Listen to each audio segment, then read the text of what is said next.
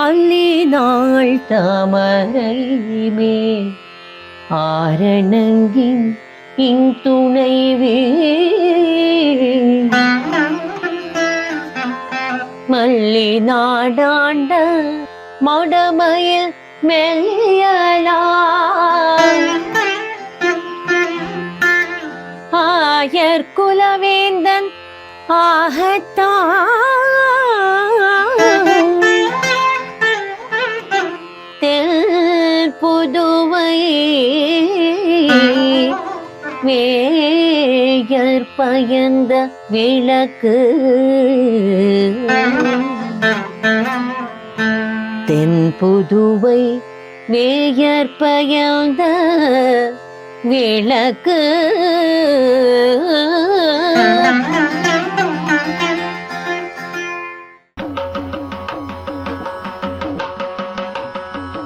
श्रीमत्यै विष्णुचित्तार्य मनोनन्दनहेतवे नन्दनन्दन सुन्दर्यै गोदायै नित्यमङ्गलम् गोदायै नित्यमङ्गलम्।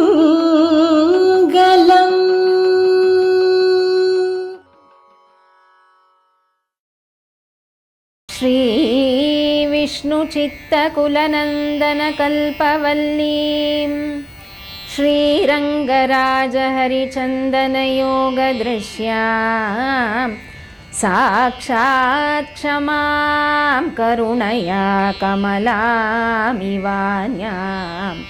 गोदाम् अनन्यशरणः शरणं प्रपद्ये। ಶ್ರೀಯಃಪತಿಯಾದ ಪರಮಾತ್ಮ ಶ್ರೀಮನ್ನಾರಾಯಣ ಕೃಷ್ಣನಾಗಿ 5 ದಶಕಗಳಲ್ಲಿ ಆಂಡಾಳ್ ವ್ಯಥೆ ಪಡೋದನ್ನು ನೋಡ್ತಾ ಇದ್ದಾನೆ. ಆದರೂ ಆ ಭಕ್ತಿಯ ಒಂದು ಹಂತದಿಂದ ಪರಮಭಕ್ತಿಯೆಡೆಗೆ ಅವಳನ್ನು ಕೊಂಡು ಹೋಗಬೇಕಲ್ಲ, ಹಾಗಾಗಿ ತನ್ನ ಲೀಲೆಯಿಂದ ಅವಳನ್ನು ಪರೀಕ್ಷೆ ಮಾಡ್ತಾ ಇದ್ದಾನೆ. ಈಗ ಅವನಿಗನ್ನಿಸ್ತು, ಇಲ್ಲ, ನಾನು ಕನಸಲ್ಲಿ ಅವಳು ಏನು ಆಸೆ ಪಟ್ಟಿದ್ದಾಳೋ ಅದನ್ನು ನೆರವೇರಿಸೋದನ್ನು ಮಾಡಿಬಿಟ್ರೆ ಆಂಡಾಳಿಗೆ ಎಷ್ಟೋ ಸಂತೋಷ ಆಗತ್ತೆ ಅಂತ ಸಂಕಲ್ಪಿಸಿ ಕನಸಲ್ಲಿ ಆಂಡಾಳಿಗೆ ಅವನ ಜೊತೆ ಮದುವೆ ನಡೆಯೋದನ್ನು ತೋರಿಸ್ಕೊಡ್ತಾನೆ. 6ನೇ ದಶಕ. வாரணமாயிரம் சூழவலம் செய்த நாரணநம்பி நடக்கின்றான் என்றதேர். வாரணமாயிரம் சூழவலம் செய்த நாரணநம்பி நடக்கின்றான் என்றதேர். பூரண போர்க்கூடம் வைத்து பூரம் எங்கும் பூரண போர்க்கூடம் வைத்து பூரம் எங்கும் தோரணம் நாட்ட கணா கண்டேன் தோழினா தோரணம் நாட்ட கணா கண்டேன் தೋಳಿನಾ.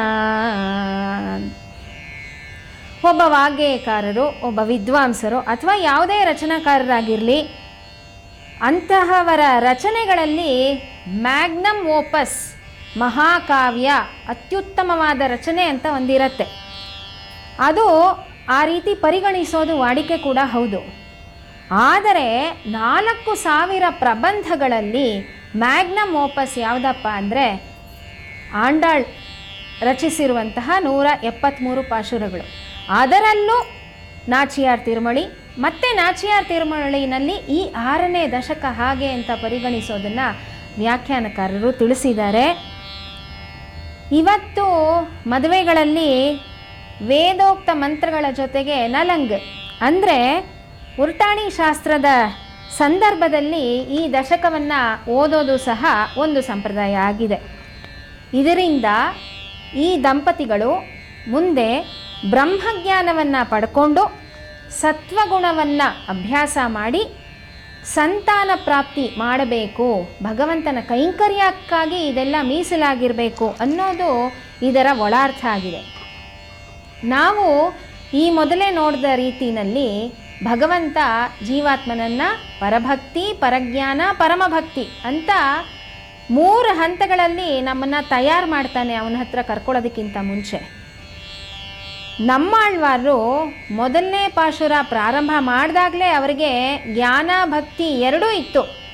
ಆದರೂ ಕಡೇ ಪಾಶುರದಲ್ಲಿ ಅವರಿಗೆ ಪರಮಪದ ಯಾಕೆ ನೀಡ್ದ ಅಂದರೆ ಅವ್ರ ಬಾಯಲ್ಲಿ ಇಷ್ಟೆಲ್ಲ ಬರೆಸ್ಬೇಕು, ನಮಗದು ತಲುಪಬೇಕು ಅನ್ನೋ ಒಂದು ದೃಷ್ಟಿಯಿಂದ ಇದು ಅವನದೇ ಲೀಲೆ ಆಗಿದೆ. ಇದು ಹೇಗೆ ಅಂದರೆ, ಇವಾಗ ನಾವು ಭಗವಂತನಿಗೆ ತಾಯಿಯಾರಿಗೆ ರೇಷ್ಮೆ ವಸ್ತ್ರಗಳನ್ನು ಸಮರ್ಪಿಸ್ತೀವಿ, ತುಂಬ ಚೆನ್ನಾಗಿರುತ್ತೆ ನೋಡೋದಕ್ಕೆ, ಕಣ್ತುಂಬ ತುಂಬ್ಕೊಂಡು ಆನಂದ ಪಡ್ತೀವಿ. ಆದರೆ ಹಿಂದೆ ಆ ವಸ್ತ್ರ ತಯಾರಾಗೋದಕ್ಕೆ ಏನೆಲ್ಲ ಹಂತಗಳಿವೆ ಅಂತ ನೋಡಿದಾಗ, ಮೊದಲು ಒಳ್ಳೆ ಸೊಪ್ಪು ಹಾಕಿ ಆ ಹುಳವನ್ನು ಸಾಕಬೇಕು, ನಂತರ ಅದರ ಸುತ್ತ ಇರುವಂತಹ ದಾರವನ್ನು ತೆಗೆದು ಚೆನ್ನಾಗಿ ಅದನ್ನು ನೇಯ್ದು ಆಮೇಲೆ ವಸ್ತ್ರ ತಯಾರಿಸಿ ಕೈಮಗ್ಗದಲ್ಲಿ ಅದನ್ನು ತಯಾರಿಸಿ ಅದಕ್ಕೆ ರೇಷ್ಮೆ ಬೆಳ್ಳಿ ನೂಲುಗಳನ್ನೆಲ್ಲ ಸೇರಿಸಿ ಆ ಒಂದು ಸುಂದರವಾದಂತಹ ಸೀರೆನೋ ಅಂಗವಸ್ತ್ರನೋ ಭಗವಂತನ ಪಂಚೆನೋ ಇದೆಲ್ಲ ತಯಾರಾಗತ್ತೆ. ಹಾಗೆ ಭಗವಂತ ಆಂಡಾಳ್ ಕರೆದ ತಕ್ಷಣ ಅವಳಿಗೆ ಅನುಗ್ರಹ ಮಾಡಲಿಲ್ಲ.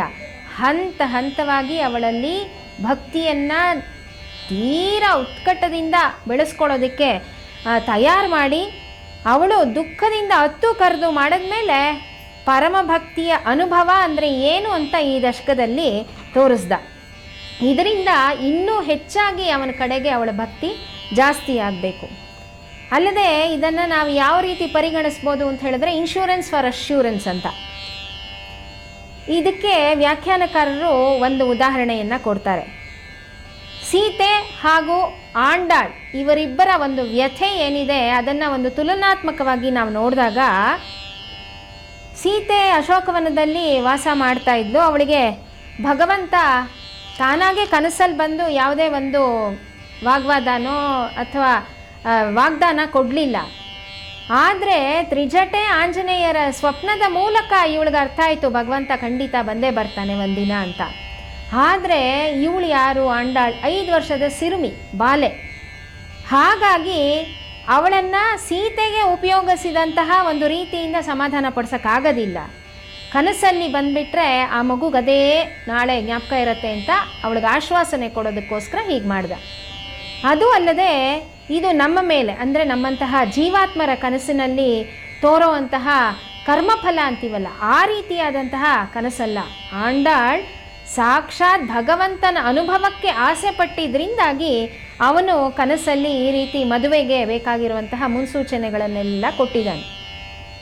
ಆಮೇಲೆ ಇದರಲ್ಲಿ ಇನ್ನೊಂದು ಬಹಳ ಮುಖ್ಯವಾಗಿ ಗಮನಿಸಬೇಕಾದಂತಹ ಅಂಶ ಅಂದರೆ, ಆಂಡಾಳ್ ತನಗೋಸ್ಕರ ಭಗವಂತನ ಹತ್ರ ಈ ಪ್ರಾರ್ಥನೆ ಎಲ್ಲ ಮಾಡಲಿಲ್ಲ, ನಮಗೋಸ್ಕರ ಜೀವಾತ್ಮರಿಗೋಸ್ಕರ ಇಷ್ಟೆಲ್ಲ ಕಷ್ಟಪಟ್ಲು.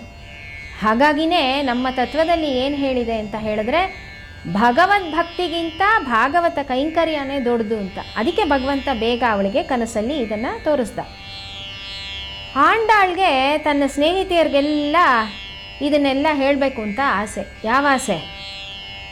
ಕೃಷ್ಣ ಏನೇ ಇಷ್ಟೆಲ್ಲ ಮಾಡಿದ್ರೂ ಅವನಲ್ಲಿ ನಂಬಿಕೆ ಇಡಿ, ಅಚಲವಾದ ನಂಬಿಕೆ ಇಡಿ, ನಿಮಗೂ ಹೀಗೆ ಖಂಡಿತ ಬಂದೇ ಬರ್ತಾನೆ, ಅನುಗ್ರಹ ಮಾಡದೇ ಮಾಡ್ತಾನೆ ಅಂತ ಎಸ್ಟಾಬ್ಲಿಷ್ ಮಾಡಬೇಕು ಅವ್ರ ಮನಸ್ಸುಗಳಲ್ಲಿ ಅಂತ ಹೀಗೆಲ್ಲ ಮಾಡಿದಾಳೆ.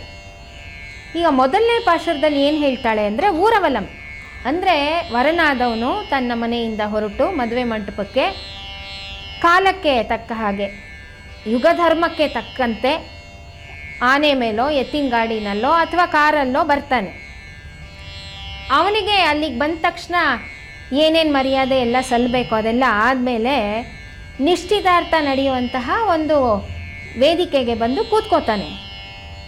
ಆಗ ಸಹ ಅವನನ್ನು ನಾರಿಮಣಿಯರೆಲ್ಲ ವರ್ಣಿಸ್ತಾರೆ. ಏನಂತ? ಇಂದಿವರಾಕ್ಷಗೆ ಇಭರಾಜವರದಗೆ ಇಂದಿರಾರಮಣ ಗೋವಿಂದ ಹರಿಗೆ ನಂದನ ಕಾದರ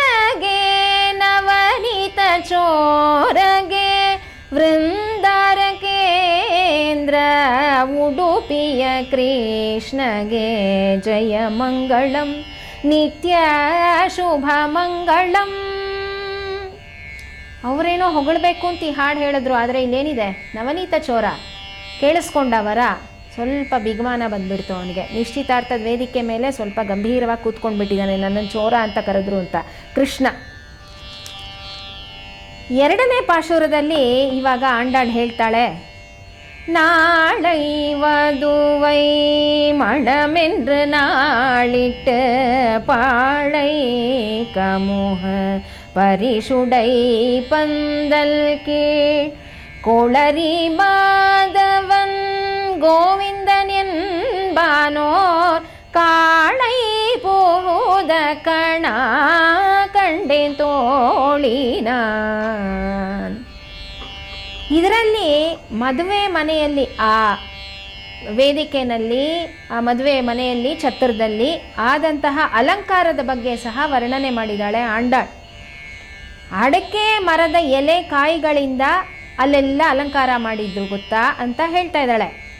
ಬಹುಶಃ ಇದೇ ರೂಢಿಯಲ್ಲಿ ಇದ್ದಿರ್ಬೋದು. ಈಗ ಆಯಾ ಪ್ರದೇಶಗಳಲ್ಲಿ ಅಡಿಕೆ ಎಲೆನೋ ಮರನೋ ಸದಾಕಾಲ ಸಿಗದೆ ಇರೋದ್ರಿಂದ ಬಾಳೆ ಯಥೇಚ್ಛವಾಗಿ ಸಿಗೋದ್ರಿಂದ ಬಾಳೆ ಎಲೆ ಉಪಯೋಗಿಸ್ತಿರ್ಬೋದು ಅಂತ ನಾವು ಇಲ್ಲಿ ಅರ್ಥೈಸಬಹುದಾಗಿದೆ. ಅಲ್ಲದೆ ನರಸಿಂಹ ಪುರಾಣದಲ್ಲಿ ಒಂದು ಶ್ಲೋಕ ಇದೆ, ಕರವೀರೈಹಿ ಕರ್ಣಿಕಾರೈಹಿ ಕೇತಕೀಭಿರಲಂಕೃತ ಕದಲಿ ಲವಲಿ ಜಾತಿ ಮಾತುಲುಂಗ ಮಹಾಫಲೈಹಿ ಕ್ವಚಿತ್ ಚಂದನ ಗಂಧಾದ್ಯೈರ್ ನಾರಂಗೈಷ್ಟ ಸುಶೋಭಿತ ಅಂತ ಅಯೋಧ್ಯೆಯಲ್ಲಿ ಉತ್ಸವ ಸಮಯದಲ್ಲಿ ಹೇಗೆ ಅಲಂಕಾರ ಆಗಿತ್ತು ಅನ್ನೋದು ಈ ಶ್ಲೋಕ ತಿಳಿಸತ್ತೆ. ಇನ್ನು ಮೂರನೇ ಪಾಶುರ, ಇಂದಿರನುಳ್ಳಿಟ್ಟ ದೇವರ್ ಕೂಳಾಮೆல்லாம் வந்திருந்தென்னை மகள் பேசி மந்திர கோடி உடுத்தி மணமாலை அந்தரி சூட்ட கணா ಕಂಡೆ ತೋಳಿನ. ಇದರಲ್ಲಿ ಬರುವಂತಹ ಒಂದು ಶಾಸ್ತ್ರ ವಿಚಾರ ಇವತ್ತಿಗೆ ಸ್ವಲ್ಪ ವ್ಯತ್ಯಾಸ ಇರಬಹುದು ಕಾಲಾನುಕ್ರಮದಲ್ಲಿ. ನಿಶ್ಚಿತಾರ್ಥದಲ್ಲೇ ನಾದನಿಯಾದವಳು ಅಂದರೆ ವರನ ಅಕ್ಕನೋ ತಂಗಿನೋ ವಧುವಿಗೆ ಮುಹೂರ್ತದ ಸೀರೆಯನ್ನು ಕೊಟ್ಟು ಬಿಡೋದು. ಅದು ಹೇಗಪ್ಪ ಅಂದರೆ ಅಲ್ಲಿ ನೆರೆದಿರುವಂತಹ ಸಭಾಸದರಲ್ಲಿ ಅನೇಕ ವಿದ್ವಾಂಸರು, ವೇದ ಹೇಳೋರು ಎಲ್ಲ ಇದ್ದಾರೆ, ವಿದ್ವನ್ಮಣಿಗಳೆಲ್ಲ ಹೇಳ್ತಾ ಇದ್ದಾರೆ. ಅವ್ರು ಹೇಳ್ತಿರುವಂತಹ ಆಶೀರ್ವಾದದ ಮೂಲಕ ಈ ಸೀರೆಯನ್ನು ಅವಳಿಗೆ ಆ ನಾದನಿಯಾದವಳು ಮೊದಲನೇ ದಿವಸನೇ ಕೊಟ್ಟು, ಈ ಕ್ರಮ ಯಾಕಿರ್ಬೋದು ಅಂತ ಹೇಳಿದ್ರೆ ಅವಳ ಒಂದು ಲಕ್ಷಣಗಳನ್ನು ತಿಳಿಯುವಂತಹ ಒಂದು ಕ್ರಮ ಕೂಡ ಇರಬಹುದು ಅಂತ ನಾವು ಅರ್ಥೈಸಬಹುದು. ಯಾಕೆಂದರೆ ಬರೀ ಕನಸು ಕಾಣ್ಕೊಂಡು ಕೂತಿದ್ದಾಳೆ ಈ ಹುಡುಗಿ, 5 ವರ್ಷದ ಹುಡುಗಿ. ಅವಳಿಗೆ ಮದುವೆ ವೇದಿಕೆಯಲ್ಲಿ ಸ್ವಲ್ಪನಾದರೂ ಒಂಚೂರು ಗಂಭೀರವಾಗಿ ಕೂತ್ಕೊಳ್ಳೋದಕ್ಕೆ ಹೇಳಬೇಕಲ್ಲ ಪಾಪ. ಹಾಗಾಗಿ ಆ ಸೀರೆ ಕೊಟ್ಟು, ಸೀರೆ ಉಟ್ಕೊಂಡ್ರೆ ಹೀಗಿರಬೇಕು ಅಂತ ಹೇಳ್ತೀವಲ್ಲ, ಹೇಗೆ ನಡೆದ್ಕೋಬೇಕು ಅಂತ ಮನೆಯಲ್ಲಿ ದೊಡ್ಡವ್ರು ಹೇಳ್ಕೊಡ್ತಾರಲ್ಲ, ಅದಕ್ಕೋಸ್ಕರ ಈ ಶಾಸ್ತ್ರ ಮೊದಲನೇ ದಿವಸನೇ ಹೀಗಿದ್ದಿರಬಹುದು ಅಂತ ನಾವು ಇದನ್ನು ಪರಿಗಣಿಸಬಹುದು.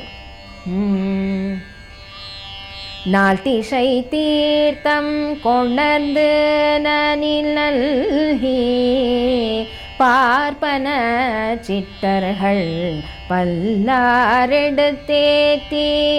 பூப்புனை கண்ணி புனிதனோடு என் தன்னை காப்படான் கட்ட கணா ಕಂಡೆನ್ ತೋಳಿನ. ಇಲ್ಲಿ ರಕ್ಷಾಬಂಧನದ ಬಗ್ಗೆ ಒಂದು ವಿವರಣೆ ಇದೆ. ಕಾಪು ಕಟ್ಟೋದು ಅಂದರೆ ಕೈಗೆ ರಕ್ಷೆ ಕಟ್ಟೋದು. ಇಂದಿನ ಕಾಲಘಟ್ಟದಲ್ಲಿ ಈ ಶಾಸ್ತ್ರ ನಡೆಯೋದು ಮದುವೆ ಮಂಟಪದಲ್ಲೇ ಆದರೂ ಸಹ ಆಂಡಾಳ್ ಹೇಳಿರೋದು ಹೇಗಪ್ಪ ಅಂದರೆ, ಮೊದಲು ವರ ಅಂದರೆ ಇಲ್ಲಿ ಭಗವಂತ ಕಾಪು ಪ್ರತಿಸಾರ ಬಂಧಂ ಅದನ್ನು ಮನೆಯಲ್ಲೇ ಕಟ್ಕೊಂಡು ಬ್ರಾಹ್ಮಣರು, ವಿದ್ವಾಂಸರು, ಬಂಧು ಬಳಗ, ಮನೆಯಲ್ಲಿರೋ ದೊಡ್ಡವ್ರನ್ನೆಲ್ಲ ಕರ್ಕೊಂಡು ವಧುವಿನ ಮನೆಗೆ ಬಂದು ಅಲ್ಲಿ ಅವಳಿಗೆ ಸಂಬಂಧಪಟ್ಟಿರುವಂತಹ ದೊಡ್ಡವರು, ವಿದ್ವಾಂಸರ ಹತ್ರ ಎಲ್ಲ ಅಪ್ಪಣೆಯನ್ನು ಕೇಳಿ ಆಮೇಲೆ ಮದುವೆ ಮಂಟಪಕ್ಕೆ ಬರ್ತಾನೆ. ಇದು ಈ ಲೌಕಿಕದಲ್ಲಿ ಇದರ ಅರ್ಥ ನಾವು ಹೀಗೆ ಅನುಸಂಧಾನ ಮಾಡೋದಾದರೆ, ಭಗವಂತನ ಉತ್ಸವಾದಿಗಳಲ್ಲಿ ರಥೋತ್ಸವಾದಿಗಳಲ್ಲಿ ಎಲ್ಲ ಪುರೋಹಿತರು, ಭಟ್ಟಾಚಾರ್ಯರು, ಆಗಮಿಕರು ಎಲ್ಲ ಹಳದಿ ದಾರನ ಕಟ್ಕೊಂಡಿರ್ತಾರೆ, ಹಳದಿ ವಸ್ತ್ರವನ್ನು ಧರಿಸಿರ್ತಾರೆ. ಯಾಕೆ? ಇದು ದೀಕ್ಷಾ ವಸ್ತ್ರ ಅನ್ನೋದು ಸೂಚಕ ಆಗಿದೆ. ಆದರೆ ವರ ಯಾಕೆ ಮದುವೆಯಲ್ಲಿ ಹಳದಿ ವಸ್ತ್ರ ಧರಿಸ್ಬೇಕು ಅಂತಂದರೆ, ಮುಂದೆ ತನ್ನ ಗೃಹಸ್ಥಾಶ್ರಮದಲ್ಲಿ ಮಾಡುವಂತಹ ಭಾಗವತ ಕೈಂಕರ್ಯಗಳಿಗೆ, ತದಿಯಾರಾಧನೆಗೆ ಇದು ಅವನು ತಗೊಳ್ತಾ ಇರುವಂತಹ ದೀಕ್ಷೆ. ಅದಕ್ಕೆ ತಾಯಾರ್ ಆದವಳು ತನಗೆ ಜೊತೆಯಲ್ಲಿದ್ರೇ ಇದನ್ನು ತಾನು ಮಾಡೋದಕ್ಕೆ ಸಾಧ್ಯ ಅನ್ನೋದರ ಸೂಚಕವಾಗಿ ಇದನ್ನು ಕಟ್ಕೋತಾನೆ ಅನ್ನೋದು ವ್ಯಾಖ್ಯಾನ. ಆದರೆ ಈ ಮದುವೆ ಅನ್ನೋ ರಕ್ಷೆಯ ಬಂಧನದ ಮೂಲ ಉದ್ದೇಶ ಅನ್ನೋದು ಭಗವಂತನ ಕೈಂಕರ್ಯ ಅನ್ನೋದನ್ನು ನಾವು ಇಲ್ಲಿ ಸ್ಪಷ್ಟವಾಗಿ ಅರ್ಥ ಮಾಡ್ಕೋಬೇಕು.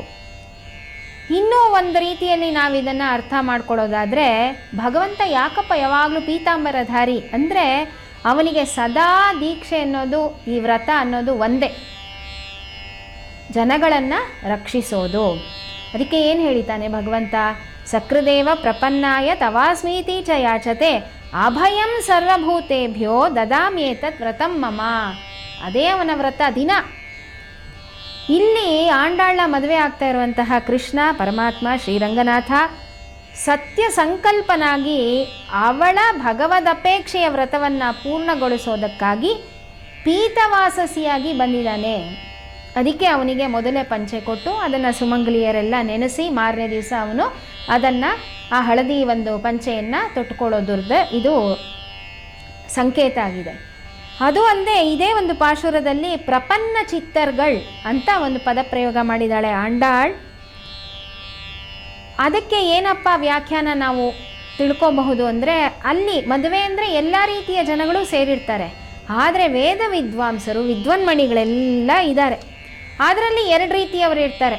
ಒಬ್ಬರು ಉತ್ತಮೋತ್ತಮರು, ಶಿಷ್ಟರು, ಅಂದರೆ ತಾವು ಹೇಳಿದ್ದನ್ನು ಅನುಸಂಧಾನ ಮಾಡೋರು. ಇನ್ನೊಬ್ಬರು ಬ್ರಾಹ್ಮಣ್ಯವನ್ನು ಬರೀ ಆಚರಣೆಯಲ್ಲಿ ಇಟ್ಕೊಂಡಿರೋರು. ಈ ಇಬ್ಬರ ಆಶೀರ್ವಾದನೂ ಸಿಕ್ಕಿದ್ರೇ ಈ ರೀತಿ ಮದುವೆ ಒಂದು ಶುಭ ಕಾರ್ಯ ಸಾಂಗೋಪಾಂಗವಾಗಿ ನಡೆಯೋದು. ಹಾಗಾಗಿ ಅಲ್ಲಿ ಶಿಷ್ಟರ್ ಅಂತ ಹೇಳಿದ್ರೆ ಯಾರು ಅನುಷ್ಠಾನದಲ್ಲಿ ವೇದಪೂರ್ವಕವಾಗಿ ಅನುಷ್ಠಾನಗಳನ್ನು ಮಾಡ್ತಾರೋ ಅವರು ಅಂತ ಇಲ್ಲಿ ನಾವು ಅರ್ಥ ಮಾಡ್ಕೊಳ್ಳೋದು. ಯಾಕೆ ಅಂದರೆ ಭಗವಂತನ ಟ್ಯಾಗ್ಲೈನೇ ಅದು, ಏನು? ದುಷ್ಟ ಶಿಕ್ಷಣ ಶಿಷ್ಟ ರಕ್ಷಣ ಅಂತ. ಹಾಗಾಗಿ ಅಂಥವರೆಲ್ಲ ಆಶೀರ್ವಾದ ಮಾಡಿ ಈ ಕಾರ್ಯ ನೆರವೇರಬೇಕು.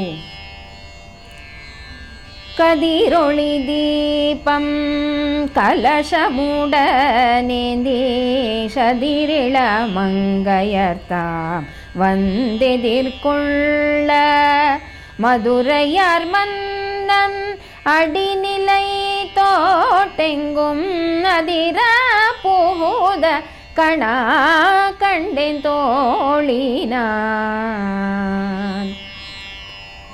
ದೀಪ ಪ್ರಜ್ವಲನೆ ಅನ್ನೋದು ನಮ್ಮ ಎಲ್ಲ ಕೈಂಕರ್ಯಗಳಲ್ಲೂ ಬಹಳ ಮುಖ್ಯವಾದಂತಹ ಒಂದು ಅಂಶ. ಅದರಲ್ಲೂ ಈ ದೀಪವನ್ನು ಹಚ್ಚುವಂತಹ, ಅದಕ್ಕೆ ಅರ್ಹತೆಯುಳ್ಳಂತಹ ಮಹಿಳೆಯರು ಎಷ್ಟು ನಾಜೂಕಾಗಿ ಅದನ್ನು ಹಚ್ಚಿ ಅದು ನಂದದೇ ಇರೋ ರೀತಿ ಅದನ್ನು ಕಾಪಾಡ್ತಾರೆ. ಅದು ಎಷ್ಟು ಮುಖ್ಯ.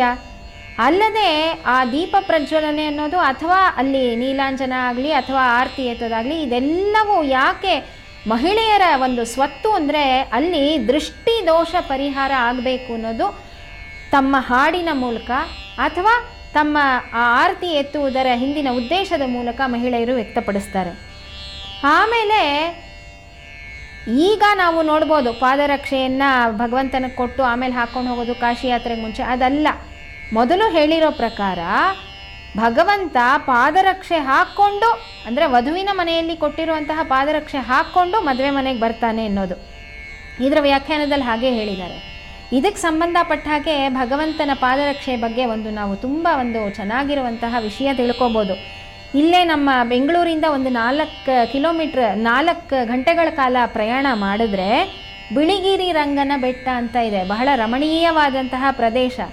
ಅಲ್ಲಿ 6 ಅಡಿ ನಿಂತಿರುವಂತಹ ರಂಗನಾಥ ಸ್ವಾಮಿ. ರಾತ್ರಿಯೆಲ್ಲ ಅವನು ಬೇಟೆಯಾಡಿ ಬರ್ತಾನೆ.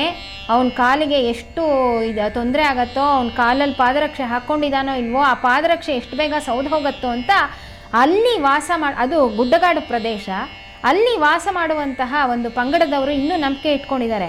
ಹಾಗೆ ಅವ್ರು ಏನು ಮಾಡ್ತಾರೆ, 2 ವರ್ಷಕ್ಕೆ ಒಂದ್ಸತಿ ಭಗವಂತನಿಗೆ 1 ಅಡಿ 9 ಇಂಚು ಉದ್ದ ಇರುವಂತಹ ಒಂದು ಪಾದರಕ್ಷೆಯನ್ನು ತಯಾರು ಮಾಡಿ ಅಲ್ಲಿ ಕೊಡ್ತಾರೆ. ಇದು ಭಕ್ತಿಯ ಬೇರೆ ಬೇರೆ ಒಂದು ವೈವಿಧ್ಯತೆ ಅನ್ನೋದನ್ನು ನಾವು ತಿಳ್ಕೋಬಹುದು. ಹೀಗೆ ಈ 5 ಪಾಶುರಗಳಲ್ಲಿ ಪಾಣಿಗ್ರಹಣಕ್ಕೆ ಮೊದಲಿನ ಶಾಸ್ತ್ರಗಳ ಬಗ್ಗೆ ತಿಳಿಸಿದಂತಹ ಆಂಡಾಳ್ 6ನೇ ಪಾಶುರದಲ್ಲಿ ಪಾಣಿಗ್ರಹಣದ ಬಗ್ಗೆನೇ ಹೇಳ್ತಾ ಇದ್ದಾಳೆ.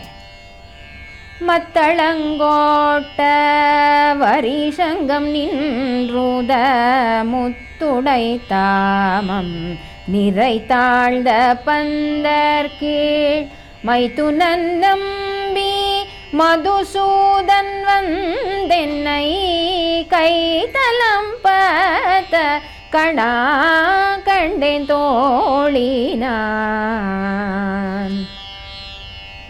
ಭಗ, ಆರ್ಯಮ, ಸವಿತಾ, ಇಂದ್ರ, ಅಗ್ನಿ, ಸೂರ್ಯ ಮತ್ತು ವಾಯು ಈ ಎಲ್ರಿಗೂ ಮಂತ್ರಗಳನ್ನು ಹೇಳಿ ಅವರನ್ನೆಲ್ಲ ತೃಪ್ತಿಪಡಿಸಿ ವರ ಆದವನು ವಧುವಿನ ಕೈಯನ್ನು ಭದ್ರವಾಗಿ ತನ್ನ ಕೈಗಳಲ್ಲಿ ಹಿಡಿದುಕೊಳ್ತಾನೆ. ವೇದಗಳ ಪ್ರಕಾರ ಇದೇ ನಿಜವಾದ ಮದುವೆಯಾಗಿರುತ್ತೆ.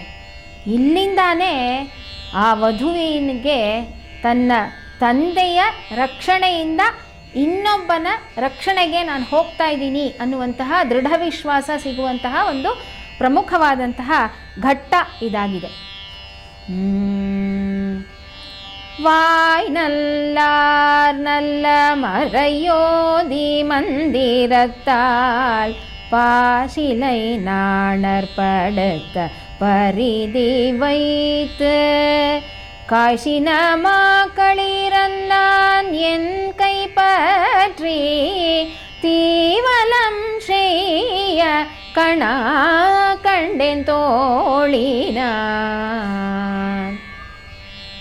5 ವರ್ಷದ ಮಗು ತಾನೇ, ಇನ್ನೇನು ತಾನೇ ಮಾಡೋಕ್ಕಾಗತ್ತೆ ಅಂತ ಯಾರಾದರೂ ಅಂದ್ಕೊಂಡ್ರೆ, ಆಂಡಾಳ್ ಮ್ಯಾಥಮ್ಯಾಟಿಕಲಿ ಕೂಡ ಇಲ್ಲಿ ಈ 7ನೇ ಪಾಶುರದಲ್ಲಿ ಒಂದು ಅರ್ಥವನ್ನು ಅನುಗ್ರಹ ಮಾಡಿದ್ದಾಳೆ. ಅದೇ ಸಪ್ತಪದಿ. ಸಪ್ತಪದಿ 7 ಹೆಜ್ಜೆಗಳು 7ನೇ ಪಾಶುರದಲ್ಲೇ ಅಡಗಿಸಿದ್ದಾಳೆ. ಕಾಯಂ ಸಿನಂ ಅಂತಾಳೆ. ಆನೆ ರೀತಿ ನಡೆದು ಬಂದಂತಹ ಭಗವಂತ. ಯಾಕೆ ಆನೆ ರೀತಿ ನಡ್ಕೊಂಡು ಬಂದ ಭಗವಂತ ಅಂದರೆ, ಅಷ್ಟು ಗಂಭೀರವಾಗಿ ಬಂದ, ಮೆಜೆಸ್ಟಿಕಲಿ ಅಂತ ನಾವೇನು ಹೇಳ್ತೀವಿ ಆ ಥರ ಬಂದ. ಯಾಕೆ?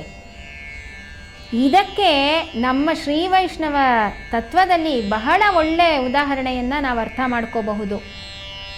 ನಾವು ಒಂದೇ ಸತಿಗೆ ಭಗವಂತನನ್ನು ಹೋಗಿ ನಮಸ್ಕಾರ ಮಾಡಿ ಪ್ರಾರ್ಥನೆ ಮಾಡಿ ನಮಗೇನೇನು ಬೇಕೋ ಅದನ್ನು ಕೇಳ್ಕೊಂಡ್ಬಿಟ್ರೆ ಖಂಡಿತವಾಗ್ಲೂ ಅದನ್ನು ಭಗವಂತ ನೆರವೇರಿಸೋದಿಲ್ಲ. ಆಚಾರ್ಯ ಮುಖೇನ ಆಮೇಲೆ ಪಿರಾಟಿಗೆ ಹೋಗಿ ತಲುಪಿಸಿ ಆಮೇಲೆ ಭಗವಂತನ ಹೇಳಿದಾಗ ಆ ಕಾರ್ಯ ನೆರವೇರುತ್ತೆ ಅನ್ನೋದರಲ್ಲಿ ಯಾವುದೇ ಒಂದು ನಮಗೆ ಅನುಮಾನನೇ ಬೇಡ. ಹಾಗೆ ಭಗವಂತ ಯಾಕಿಲ್ಲಿ ಅಷ್ಟು ಗಂಭೀರವಾಗಿ ಬಂದ ಮೊದಲು ಮದುವೆ ಮನೆಗೆ ಅಂತ ಹೇಳಿದ್ರೆ, ಹೆಣ್ಣಿನ ಕಡೆಯವರೆಲ್ಲ ಅಲ್ಲಿ ತುಂಬ ಉತ್ಸುಕರಾಗಿ ಕಾತರವಾಗಿ ಕಾಯ್ತಾ ಇದ್ದಾರೆ. ಇವನೇನಾದರೂ ಸ್ವಲ್ಪ ಸುಲಭ ಸಾಧ್ಯ ಅಂತ ಗೊತ್ತಾದರೆ ಏನು ಮಾಡ್ತಾರೆ, ನಂಗೆ ಮೋಕ್ಷ ಕೊಡಪ್ಪ ಭಗವಂತ, ನಂಗೆ ಮೋಕ್ಷ ಕೊಡಪ್ಪ ಭಗವಂತ ಅಂತ ಎಲ್ಲರೂ ಓಡ್ ಬಂದುಬಿಡ್ತಾರಲ್ಲ. ಹಾಗಾಗಿ ತನ್ನ ಗಂಭೀರತೆಯನ್ನು ಇಲ್ಲಿ ಕಾಪಾಡಿಕೊಂಡಿದ್ದಾನೆ ಅಂತನ್ನೋದು ವ್ಯಾಖ್ಯಾನ ಆಗಿದೆ. ತದ್ವಿಧಿ ಪ್ರಣಿಪಾತೇನ ಪರಿಪ್ರಶ್ನೇನ ಸೇವೆಯ ಉಪದೇಕ್ಷ್ಯಂತಿ ತೇ ಜ್ಞಾನಂ ಜ್ಞಾನಿನಸ್ತತ್ವದರ್ಶಿನಃ ಅಂತ ಭಗವಂತ ಇದನ್ನೇ ಹೇಳಿರೋದು. ಗುರುಮುಖೇನ ಜ್ಞಾನ ಅನ್ನೋದನ್ನು ನಾವು ಮತ್ತೆ ಮತ್ತೆ ನಮ್ಮ ಜೀವನದಲ್ಲಿ ಅಳವಡಿಸ್ಕೋಬೇಕು. ಆಂಡಾಳೆ ಗುರು, ಭಗವಂತನೇ ಜ್ಞಾನ. ಹಾಗಾಗಿ ಅವಳು ತನ್ನವಳಾದ ಮೇಲೆ ಅವಳ ಮೂಲಕ ಅವಳ ಬಂಧು ಬಳಗ, ನಾವು ಎಲ್ಲರೂ ಅವಳ ಮಕ್ಕಳಾದಂತಹ ಜೀವಾತ್ಮರು ಯಾರೇ ಆಗಿರಲಿ, ಆವಾಗ ಭಗವಂತನನ್ನು ನಾವು ಹೋಗಿ ಅವಳ ಮೂಲಕ ಕೇಳಬಹುದು ಬೇಕಾದಂತಹದ್ದನ್ನೆಲ್ಲ ಅನ್ನೋದು. ಅಲ್ಲದೆ ಮಂತ್ರಗಳ ಉಚ್ಚಾರಣೆಯ ರೀತಿಯನ್ನು ಸಹ ಇಲ್ಲಿ ಆಂಡಾಳ್ ನಮಗೆ ತಿಳಿಸ್ಕೊಡ್ತಾಳೆ. ವಾಯ್ನಲ್ಲಾರ್ ಅಂತಂದರೆ ವೇದ ಮಂತ್ರಗಳಲ್ಲಿ ಒಂದೊಂದಕ್ಕೂ ಒಂದೊಂದು ಕಟ್ಟಳೆ ಅಂದರೆ ನಿಯಮನ ಇರುತ್ತೆ. ಕೆಲವನ್ನ ಜೋರಾಗಿ ಹೇಳಬೇಕು, ಇನ್ನು ಕೆಲವನ್ನ ನಿಧಾನವಾಗಿ ಹೇಳಬೇಕು. ಮಂದ್ರಸ್ವರದಲ್ಲಿ ಹಾಡುವಂತಹ ಕೆಲವೊಂದು ಮಂತ್ರಗಳಿರುತ್ತೆ, ಇನ್ನು ಕೆಲವನ್ನ ಬೇಗ ಹೇಳಬೇಕು. ಹೀಗೆ ಆ ಶಾಸ್ತ್ರಕ್ಕೆ ಅನುಸಾರವಾಗಿ, ಆ ಕಟ್ಟಳೆಗೆ ಅನುಸಾರವಾಗಿ ಉಚ್ಚಾರಣೆ ಮಾಡಿದಾಗ ಮಾತ್ರ ಅದರ ಪೂರ್ಣ ಫಲ ಪ್ರಾಪ್ತಿಯಾಗತ್ತೆ. ಆಮೇಲೆ ಅಗ್ನಿ ಪ್ರದಕ್ಷಿಣೆ ಬಗ್ಗೆನೂ ಇದರಲ್ಲಿ ನಮಗೆ ತಿಳಿಸ್ಕೊಡ್ತಾಳೆ. 8ನೇ ಪಾಶುರ. இமைக்கும் ஏழேழ் பிறவிக்கும் பத்தாவானான் நம்மையுடையவன் நாராயண நம்பி செம்மையுடைய திருக்கையால் தாழ்பற்றி அம்மி மீதி கணா கண்டே தோழினான். ಮತ್ತೆ ಇಲ್ಲಿ ಒರಾನ್ವಳಿ ಗುರು ಪರಂಪರೆ ಬಗ್ಗೆ ತಿಳಿಸುವಂತಹ ಒಂದು ಶ್ಲೋಕ ಆಗಿದೆ. ಗುರುಮುಖೇನ ಅಂದರೆ ಆಂಡಾಳ್ ಮೂಲಕ ಭಗವಂತನ ಚರಣ ಕಮಲಗಳನ್ನು ನಾವು ಆಶ್ರಯಿಸಬೇಕು. ಯಾಕೆ ಅಂದರೆ ದಾಸರು ಹೇಳ್ತಾರೆ, ಸುರರು ಮೊದಲಾದವರಿಗೆಲ್ಲ ಪರಮ ಮಂಗಳವೀವಳೆ. ಸುರರು ಮೊದಲಾದವರಿಗೆಲ್ಲ ಪರಮ ಮಂಗಳವೀವಳೆ. ಚರಣ ಕಮಲಕ್ಕೆ ಮೊರೆಯ ಹೊಕ್ಕೆನು ಕರುಣಿಸೆನ್ನ ಸುಮಂಗಳೇ. ಚರಣ ಕಮಲಕ್ಕೆ ಮೊರೆಯ ಹೊಕ್ಕೆನು ಕರುಣಿಸೆನ್ನ ಸುಮಂಗಳೇ. ಶರಣು ಭಾರತಿ ದೇವಿಗೆ. ಭಗವಂತನನ್ನು ನಿರಂತರವಾಗಿ ಪಾದಸೇವನೆ ಮಾಡ್ತಾ ಇರೋವಳು ಮಹಾಲಕ್ಷ್ಮಿ. ಅವಳಿಗೆ ಈ ಪಾಶುರದಲ್ಲಿ ಭಗವಂತ ದೀರ್ಘ ಸೌಮಾಂಗಲ್ಯಕ್ಕಾಗಿ ಅವಳ ಬೆರಳುಗಳನ್ನು ಹಿಡ್ಕೊಂಡು ಆಶೀರ್ವಾದ ಮಾಡ್ತಾ ಇದ್ದಾನೆ. ಮುಂದೆ ಅವರಿಬ್ಬರು ನಡೆಯುವಂತಹ ದಾರಿಯಲ್ಲಿ ಎಷ್ಟೋ ಕಷ್ಟ ಸುಖಗಳೆಲ್ಲ ಬರುತ್ತೆ. ಅವನೇನೋ ಭಗವಂತ ಸ್ವಲ್ಪ ದಷ್ಟಪುಷ್ಟವಾಗಿರ್ತಾನೆ, ಇವಳು ಇನ್ನೂ ಚಿಕ್ಕ ಹುಡುಗಿ. ಹಾಗಾಗಿ ಅವಳ ಕಾಲನ್ನು ಹಿಡ್ಕೊಂಡು ಆ ಕಾಲುಂಗ್ರವನ್ನು ತೊಡಿಸಿ ಹೇಳ್ತಾನೆ, ನಿನ್ನ ಕಾಲು ಇನ್ನಷ್ಟು ಬಲವಾಗಿ ಇರಬೇಕು, ನೀನು ನನ್ನ ಜೊತೆಗೆ ಎಲ್ಲ ಕಷ್ಟ ಸುಖಗಳಲ್ಲಿ ಪಾಲ್ಗೊಳ್ಬೇಕು ಅಂತ ಹೇಳಿ ಆ ಕಲ್ಲಿನಷ್ಟು ಬಲಶಾಲಿಯಾಗಿರಲಿ ಅಂತ ಹೇಳಿ ಅದನ್ನು ಅಮ್ಮಿ ಮಿದಿತ್ತಲ್ ಅನ್ನುವುದನ್ನು ಇದರ ಮೂಲಕ ನಮಗೆ ಸೂಚನೆ ಕೊಡ್ತಾ ಇದ್ದಾನೆ. வரிசிலை வாழ்முகத்து என்னை மார்த்தாம் வந்திட்டு எரிமுகம் பாரித்து என்னை முன்னே நிறுத்தி அறிமுகன் அச்சுதன் கைமேல் என் கை வைத்து பொறிமுகம் தட்ட கணா கண்டேன் தோழினான். ಲಾಜಾ ಹೋಮ ಮಾಡುವಂತಹ ಒಂದು ಕ್ರಮ, ಅದಕ್ಕೆ ಅಣ್ಣ ತಮ್ಮಂದ್ರೆಲ್ಲ ಬೇಕು. ವಧುವಾದವಳಿಗೆ ಆಂಡಾಳ್ ಅಯೋನಿಜೆ, ಅವಳಿಗೆ ಯಾವ ಅಣ್ಣ ತಮ್ಮ ಇದ್ದಾರೆ ಅಂದರೆ ಈ ಪಾಶುರದಲ್ಲಿ ಹೇಳ್ತಾಳೆ, ನನ್ನ ಹಾಗೆ ಕಣ್ಣು ಹುಬ್ಬು ಇರುವಂತಹ ಯಾರ್ಯಾರು ಈ ಸಭೆಯಲ್ಲಿದ್ದಾರೋ ಅವರೆಲ್ಲ ನನಗೆ ಅಣ್ಣ ತಮ್ಮನೇ ಅಂತ ಹೇಳ್ತಾಳೆ. ಅದನ್ನು ಎನ್ ಐಮಾರ್ ಅಂತ ಕರೆದಿದ್ದಾಳೆ. ಅಂದರೆ ಬಹುವಚನ, ಒಬ್ಬರಣ್ಣ ಇಬ್ಬರಣ್ಣ ಅಲ್ಲ. ಸಭೆಯಲ್ಲಿ ಯಾರ್ಯಾರು ಇವಳು ಹಾಗೇನೆ ನೋಡಿದ ತಕ್ಷಣ ಓ ಈ ಹುಬ್ಬು ಹೀಗೆ ಇದೆ, ಹಾಗಾಗಿ ಇವರೊಬ್ಬರು ಅಣ್ಣ ತಂಗಿ ಇರಬೇಕು ಅಥವಾ ಅಕ್ಕ ತಮ್ಮ ಇರಬೇಕು ಅಂತ ಹೇಳೋರೆಲ್ಲ ನನಗೆ ಅಣ್ಣ ತಮ್ಮನ ಸಂಬಂಧಿಕರು ಅಂತ ಹೇಳ್ತಾಳೆ. ಇದು ಈ ಲಾಜಾ ಹೋಮ ವಧುವಾದವಳು ತನ್ನ ಗಂಡನ ಅಭಿವೃದ್ಧಿಗೆ ಮಾಡುವಂತಹ ಹೋಮ ಆಗಿದೆ. ಹಾಗಾಗಿ ಅರಳನ್ನು ಹಾಕುವಾಗ ಒಬ್ಬರ ಕೈಯಲ್ಲಿ ಒಬ್ಬರು ಇಟ್ಕೊಂಡು ಅದನ್ನು ಅಗ್ನಿಗೆ ಸಮರ್ಪಣೆ ಮಾಡುವಂತಹ ಒಂದು ಸಂದರ್ಭ ಇದಾಗಿದೆ. ಇಷ್ಟೊತ್ತು ಭಗವಂತ ಗಂಭೀರವದನನಾಗಿದ್ದ. ಈಗ ಅವಳ ಕೈ ಮೇಲೆ ಕೈ ಇಟ್ಕೊಂಡು ಆ ಅಗ್ನಿಗೆ ನನಗೋಸ್ಕರ ಇಷ್ಟೆಲ್ಲ ಮಾಡ್ತಾ ಇದ್ದಾಳ ಅಂತ ಅನಿಸಿದ ತಕ್ಷಣ ಸ್ವಲ್ಪ ಅವನಿಗೆ ಮಂದಹಾಸ ಬರುತ್ತೆ. ಆ ಕ್ಷಣಕ್ಕಾಗಿಯೇ ತಾಯಾರು ಕಾಯ್ತಾ ಇರ್ತಾಳೆ. ತಕ್ಷಣ ತನ್ನ ಅಣ್ಣ ತಮ್ಮ ಎಲ್ಲರನ್ನೂ ಪರಿಚಯ ಮಾಡಿಸ್ಬಿಡ್ತಾಳೆ ಭಗವಂತನಿಗೆ. ಅಂದರೆ ನಮ್ಮ ಜೀವಾತ್ಮರನ್ನು ಅವನ ಅಡಿದಾವರೆಗಳಿಗೆ ಸಮರ್ಪಣೆ ಮಾಡ್ತಾಳೆ. ಇದೇ ಪಿರಾಟಿಗಿರುವಂತಹ ಪುರುಷಕಾರತ್ವ. ತನ್ನ ಮಕ್ಕಳನ್ನು ಭಗವಂತನ ಕೃಪಾ ಕಟಾಕ್ಷಕ್ಕೆ ಬರುವ ಹಾಗೆ ಮಾಡುವುದೇ ಅವಳ ಪರಮ ಕಾರುಣ್ಯ ಗುಣ ಅಂತ ವ್ಯಾಖ್ಯಾನಕಾರರು ತಿಳಿಸ್ತಾರೆ. குங்குமப்பே குளிர் சாந்தம் மட்டித்து மங்கள வீதி வல்லம் செய்து மணநீர் அங்கவலோடும் உடன் சென்று செங்கானை மேல் மஞ்சன மாட்ட ಕಣ ಕಂಡೆ ತೋಳಿನ. ಸುಮಾರು ದಿನಗಳಿಂದ ಈ ನವದಂಪತಿಗಳು ಬ್ರಹ್ಮಚರ್ಯ ವ್ರತವನ್ನು ಆಚರಣೆ ಮಾಡಿ ಕೂತು ಎದ್ದು ಹಲವಾರು ಸಾರಿ ನಮಸ್ಕಾರ ಮಾಡಿ ಹಾರ ಬದಲಾಯಿಸ್ಕೊಂಡು ಬೇರೆ ಬೇರೆ ಶಾಸ್ತ್ರ ಸಂಪ್ರದಾಯಗಳನ್ನೆಲ್ಲ ಮಾಡಿ ತುಂಬ ಶ್ರಮ ಆಗಿ ಹೋಗ್ಬಿಟ್ಟಿದೆ. ಸಹಜವಾಗಿ ಶರೀರದಲ್ಲಿ ಉಷ್ಣ ಪ್ರವೃತ್ತಿ ಜಾಸ್ತಿ ಆಗಿಬಿಡತ್ತೆ ಹೀಗೆಲ್ಲ ಆದಾಗ. ಅಲ್ಲದೆ ಹಾರ ತುಂಬ ಭಾರವಾದಂತಹ ಹಾರಗಳನ್ನೆಲ್ಲ ಹಾಕ್ಕೊಂಡು, ಅದು ಅಂದರೆ ಈಗಿನ ಕಾಲದಲ್ಲಿ ತಂದೆ ತಾಯಿ ಆದವರು ಬೇರೆ ಬೇರೆ ದೇವಸ್ಥಾನಗಳ ಕೈಂಕರ್ಯ ಮಾಡೋರಾಗಿದ್ದರೆ ಅಲ್ಲಿಂದ ಎಲ್ಲ ಭಗವಂತನ ಪ್ರಸಾದ ಮಾಲೆಯಾಗಿ ಬರುತ್ತೆ. ಅದನ್ನು ಎಲ್ಲ ತೊಟ್ಕೋಬೇಕು. ಭಗವಂತನ ಮಾಲೆ ಅಂದರೆ ಕೇಳಬೇಕಾ, ಅದರಲ್ಲೂ ಮಲೆಯಪ್ಪನ ಮಾಲೆ ಅಥವಾ ಶ್ರೀರಂಗಮಿಂದ ಬರುವಂತಹ ಮಾಲೆ ತುಂಬ ಭಾರವಾಗಿರುತ್ತೆ, ತೋಮಾಲೆ ಅಂತೀವಲ್ಲ. ಹಾಗಾಗಿ ಎಲ್ಲ ಶ್ರಮ ಆಗಿ ಮುಖದಲ್ಲಿ ಆ ಶ್ರಮ ಎದ್ದು ಕಾಣ್ತಾ ಇರುತ್ತೆ. ಅಷ್ಟೊತ್ತಿಗೆ ಅಗ್ನಿ ಮುಂದೆ ಬೇರೆ ಕೂತು ಅದು ಒಂದಷ್ಟು ಶ್ರಮ ಆಗಿರುತ್ತೆ. ಹಾಗಾಗಿ ಏನು ಮಾಡ್ತಾರೆ, ಇಂಥ ಸಮಯದಲ್ಲಿ ಲಾಜ ಹೋಮ ಎಲ್ಲ ಆದ ಮೇಲೆ ವಧುವರ ಇಬ್ರಿಗೂ ಆ ಮಾಲೆಗಳನ್ನೆಲ್ಲ ಸ್ವಲ್ಪ ತೆಗೆಸಿ ವಧುವಿಗೆ ಆ ಮೊಗ್ಗಿನ ಜಡೆ, ಭಾರವಾದಂತಹ ಮೊಗ್ಗಿನ ಜಡೆನೆಲ್ಲ ತೆಗೆದು ಸ್ವಲ್ಪವಾಗಿ ಹೂ ಮುಡಿಸಿ ಇಬ್ಬರನ್ನು ಒಟ್ಟಿಗೆ ಕೂರಿಸಿ, ಇನ್ನೂ ದೃಷ್ಟಿ ಎಷ್ಟು ತೆಗೆದ್ರೂ ಸಾಲದು ಅಂತ ತರ್ತರಾವರಿ ರೀತಿಯಲ್ಲಿ ಆರತಿಗಳನ್ನೆಲ್ಲ ಮಾಡಿ, ಕೆಂಪಾರತಿ, ಆಮೇಲೆ ಇದು ತೆಂಗಿನಕಾಯಿಂದ ಈಡ್ಗಾಯಿ ಹೊಡೆಯೋದು, ಇದನ್ನೆಲ್ಲ ಮಾಡ್ತಾ ಇರ್ತಾರೆ. ಇದರ ಜೊತೆಗೇ ಚೆನ್ನಾಗಿ ಈ ಆರತಿಗೂ ಮುಂಚೆನೇ ಚೆನ್ನಾಗಿ ಚಂದನ ಅದನ್ನು ಅರೆದು ಅದನ್ನೆಲ್ಲ ಚೆನ್ನಾಗಿ ಕೈಗೆ ಕಾಲಿಗೆ ಕೆನ್ನೆ ಹತ್ತಿರ ಎಲ್ಲ ಹಚ್ತಾರೆ. ಯಾಕೆ ಅಂದರೆ ಸ್ವಲ್ಪ ದೇಹ ಆ ಉಷ್ಣದಿಂದ ಎಷ್ಟು ಬಿಸಿ ಆಗಿಬಿಟ್ಟಿದೆ ಅದೆಲ್ಲ ತಂಪಾಗಲಿ ಅಂತ ಅವ್ರಿಗೆ ಹಚ್ತಾರೆ ಮುತ್ತೈದೆಯರೆಲ್ಲ. ಹೇಗೆ ಹಚ್ತಾರೆ, ಸುಮ್ಮನೆ ಹಚ್ತಾರಾ?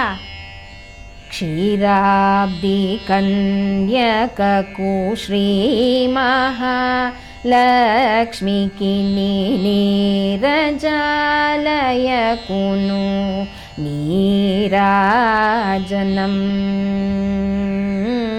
ಕ್ಷೀರಾಬ್ಧಿ ಕನ್ಯಕಕು ಶ್ರೀ ಮಹಾಲಕ್ಷ್ಮಿ ಕಿನಿ ನೀರಜಾಲಯಕುನು ನೀರಾಜನಂ ನೀರಾಜನಂ ಅಂತ. ಆಮೇಲೆ ಕುಂಕುಮವನ್ನು ಅಲ್ಲೇ ನೀರಲ್ಲಿ ಕಲಸಿ ಒಂದು ಪೇಸ್ಟ್ ರೀತಿ ಮಾಡಿ ಇಬ್ರಿಗೂ ಕೊಟ್ಟು, ನೀವು ಒಬ್ರಿಗೊಬ್ರು ಇದನ್ನು ಹಚ್ಕೊಳ್ಳಿ. ಅಂದರೆ ಲೌಕಿಕದಲ್ಲಿ ನಾವು ಇದನ್ನು ಅರ್ಥವಾಗಿಸೋದಾದರೆ, ಎರಡು ಬೇರೆ ಯಾವುದೋ ಪ್ರದೇಶದಲ್ಲಿ ಬೇರೆ ಬೆಳೆದಿರುವಂತಹ ಎರಡು ಜೀವಾತ್ಮಗಳು ಒಂದಾಗಿ ಮುಂದಕ್ಕೆ ಭಗವಂತನ ಕೈಂಕರ್ಯದಲ್ಲಿ ಪಾಲ್ಗೊಳ್ಬೇಕು ಅಂದರೆ ಆ ನಾಚಿಕೆ, ಆ ಒಂದು ಬಿಗಮಾನ ಇದೆಲ್ಲ ಹೋಗಬೇಕು ಅನ್ನೋದನ್ನು ಪೂರ್ವಿಕರು ಬಹಳ ಚೆನ್ನಾಗಿ ಅರ್ಥಕೊಂಡಿದ್ದಾರೆ. ವೇದಗಳಲ್ಲೂ ಇದೆಲ್ಲ ಹೇಳಿರಬಹುದಾಗಿದೆ.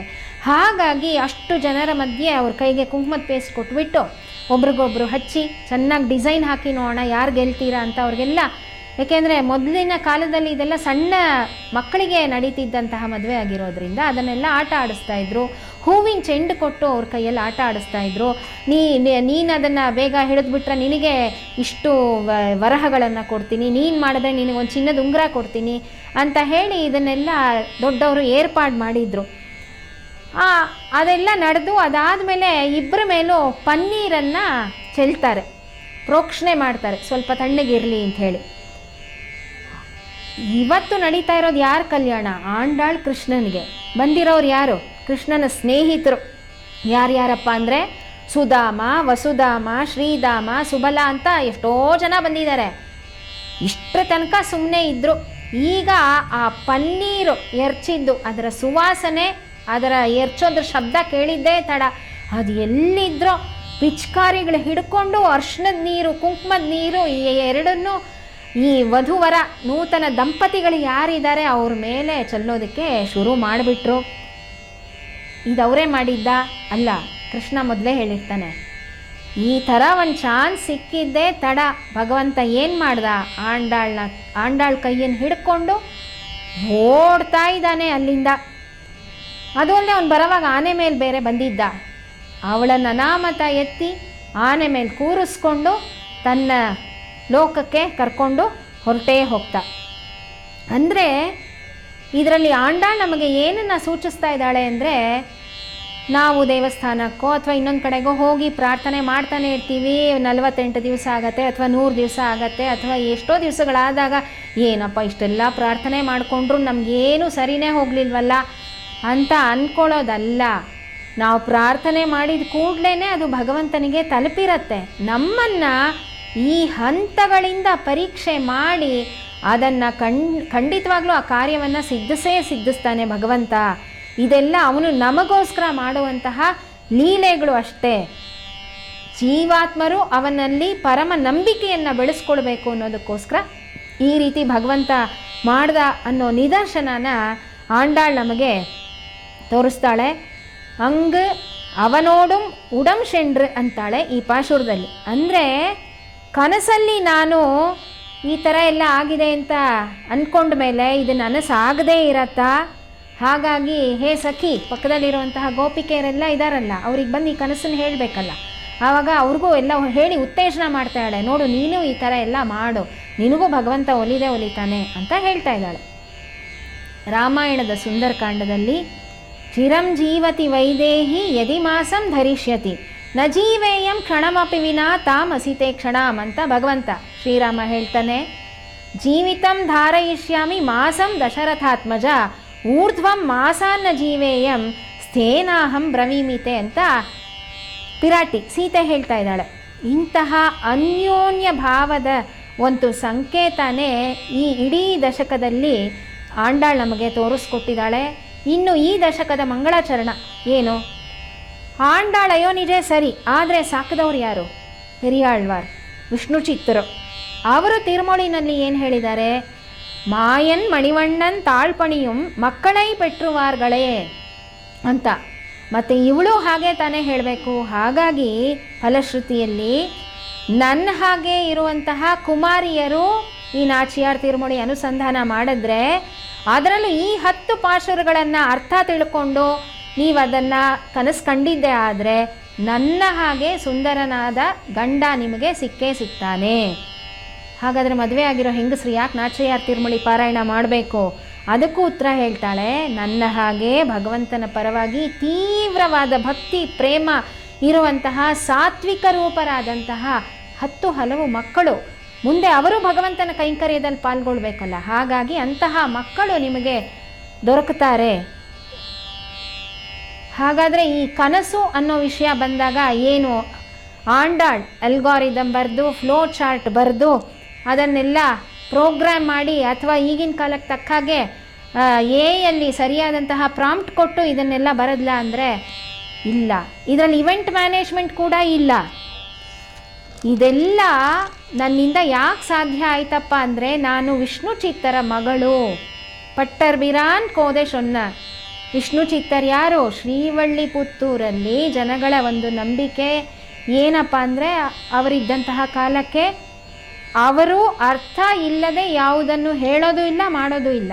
ಹಾಗಿದ್ಮೇಲೆ ಅವರ ಮಗಳಾದಂತಹ ಗೋದೆ ಇದನ್ನು ನಮಗೆ ತೋರಿಸ್ಕೊಟ್ಟಿದ್ದಾಳೆ ಈ ದಶಕದಲ್ಲಿ, ವಾರಣಮಾಯಿರಂ ದಶಕದಲ್ಲಿ. ಅಂದರೆ ಅದನ್ನು ನಾವು ಫಾಲೋ ಮಾಡೋದ್ರಿಂದ ಖಂಡಿತ ನಮಗೂ ಆ ರೀತಿ ಫಲ ದೊರಕತ್ತೆ ಅನ್ನೋದು ಅಪ್ಪಟ ಸತ್ಯ ಆಗಿದೆ. ಹೀಗೆ ಕನಸನ್ನು ಕಂಡಂತಹ ಆಂಡಾಳ್ ಎಚ್ಚರ ಆದಮೇಲೆ ನೋಡ್ತಾಳೆ, ಕೃಷ್ಣ ಇಲ್ಲ. ಸ್ವಲ್ಪ ಬೇಜಾರಾಯಿತು, ಆದರೆ ಕನಸು ಕಂಡಿದ್ದಕ್ಕೆ ಎಷ್ಟೋ ಮನಸ್ಸಿಗೆ ಸ್ವಲ್ಪ ಆನಂದ ಆಗಿದೆ, ಇಲ್ಲ ಅಂತಲ್ಲ.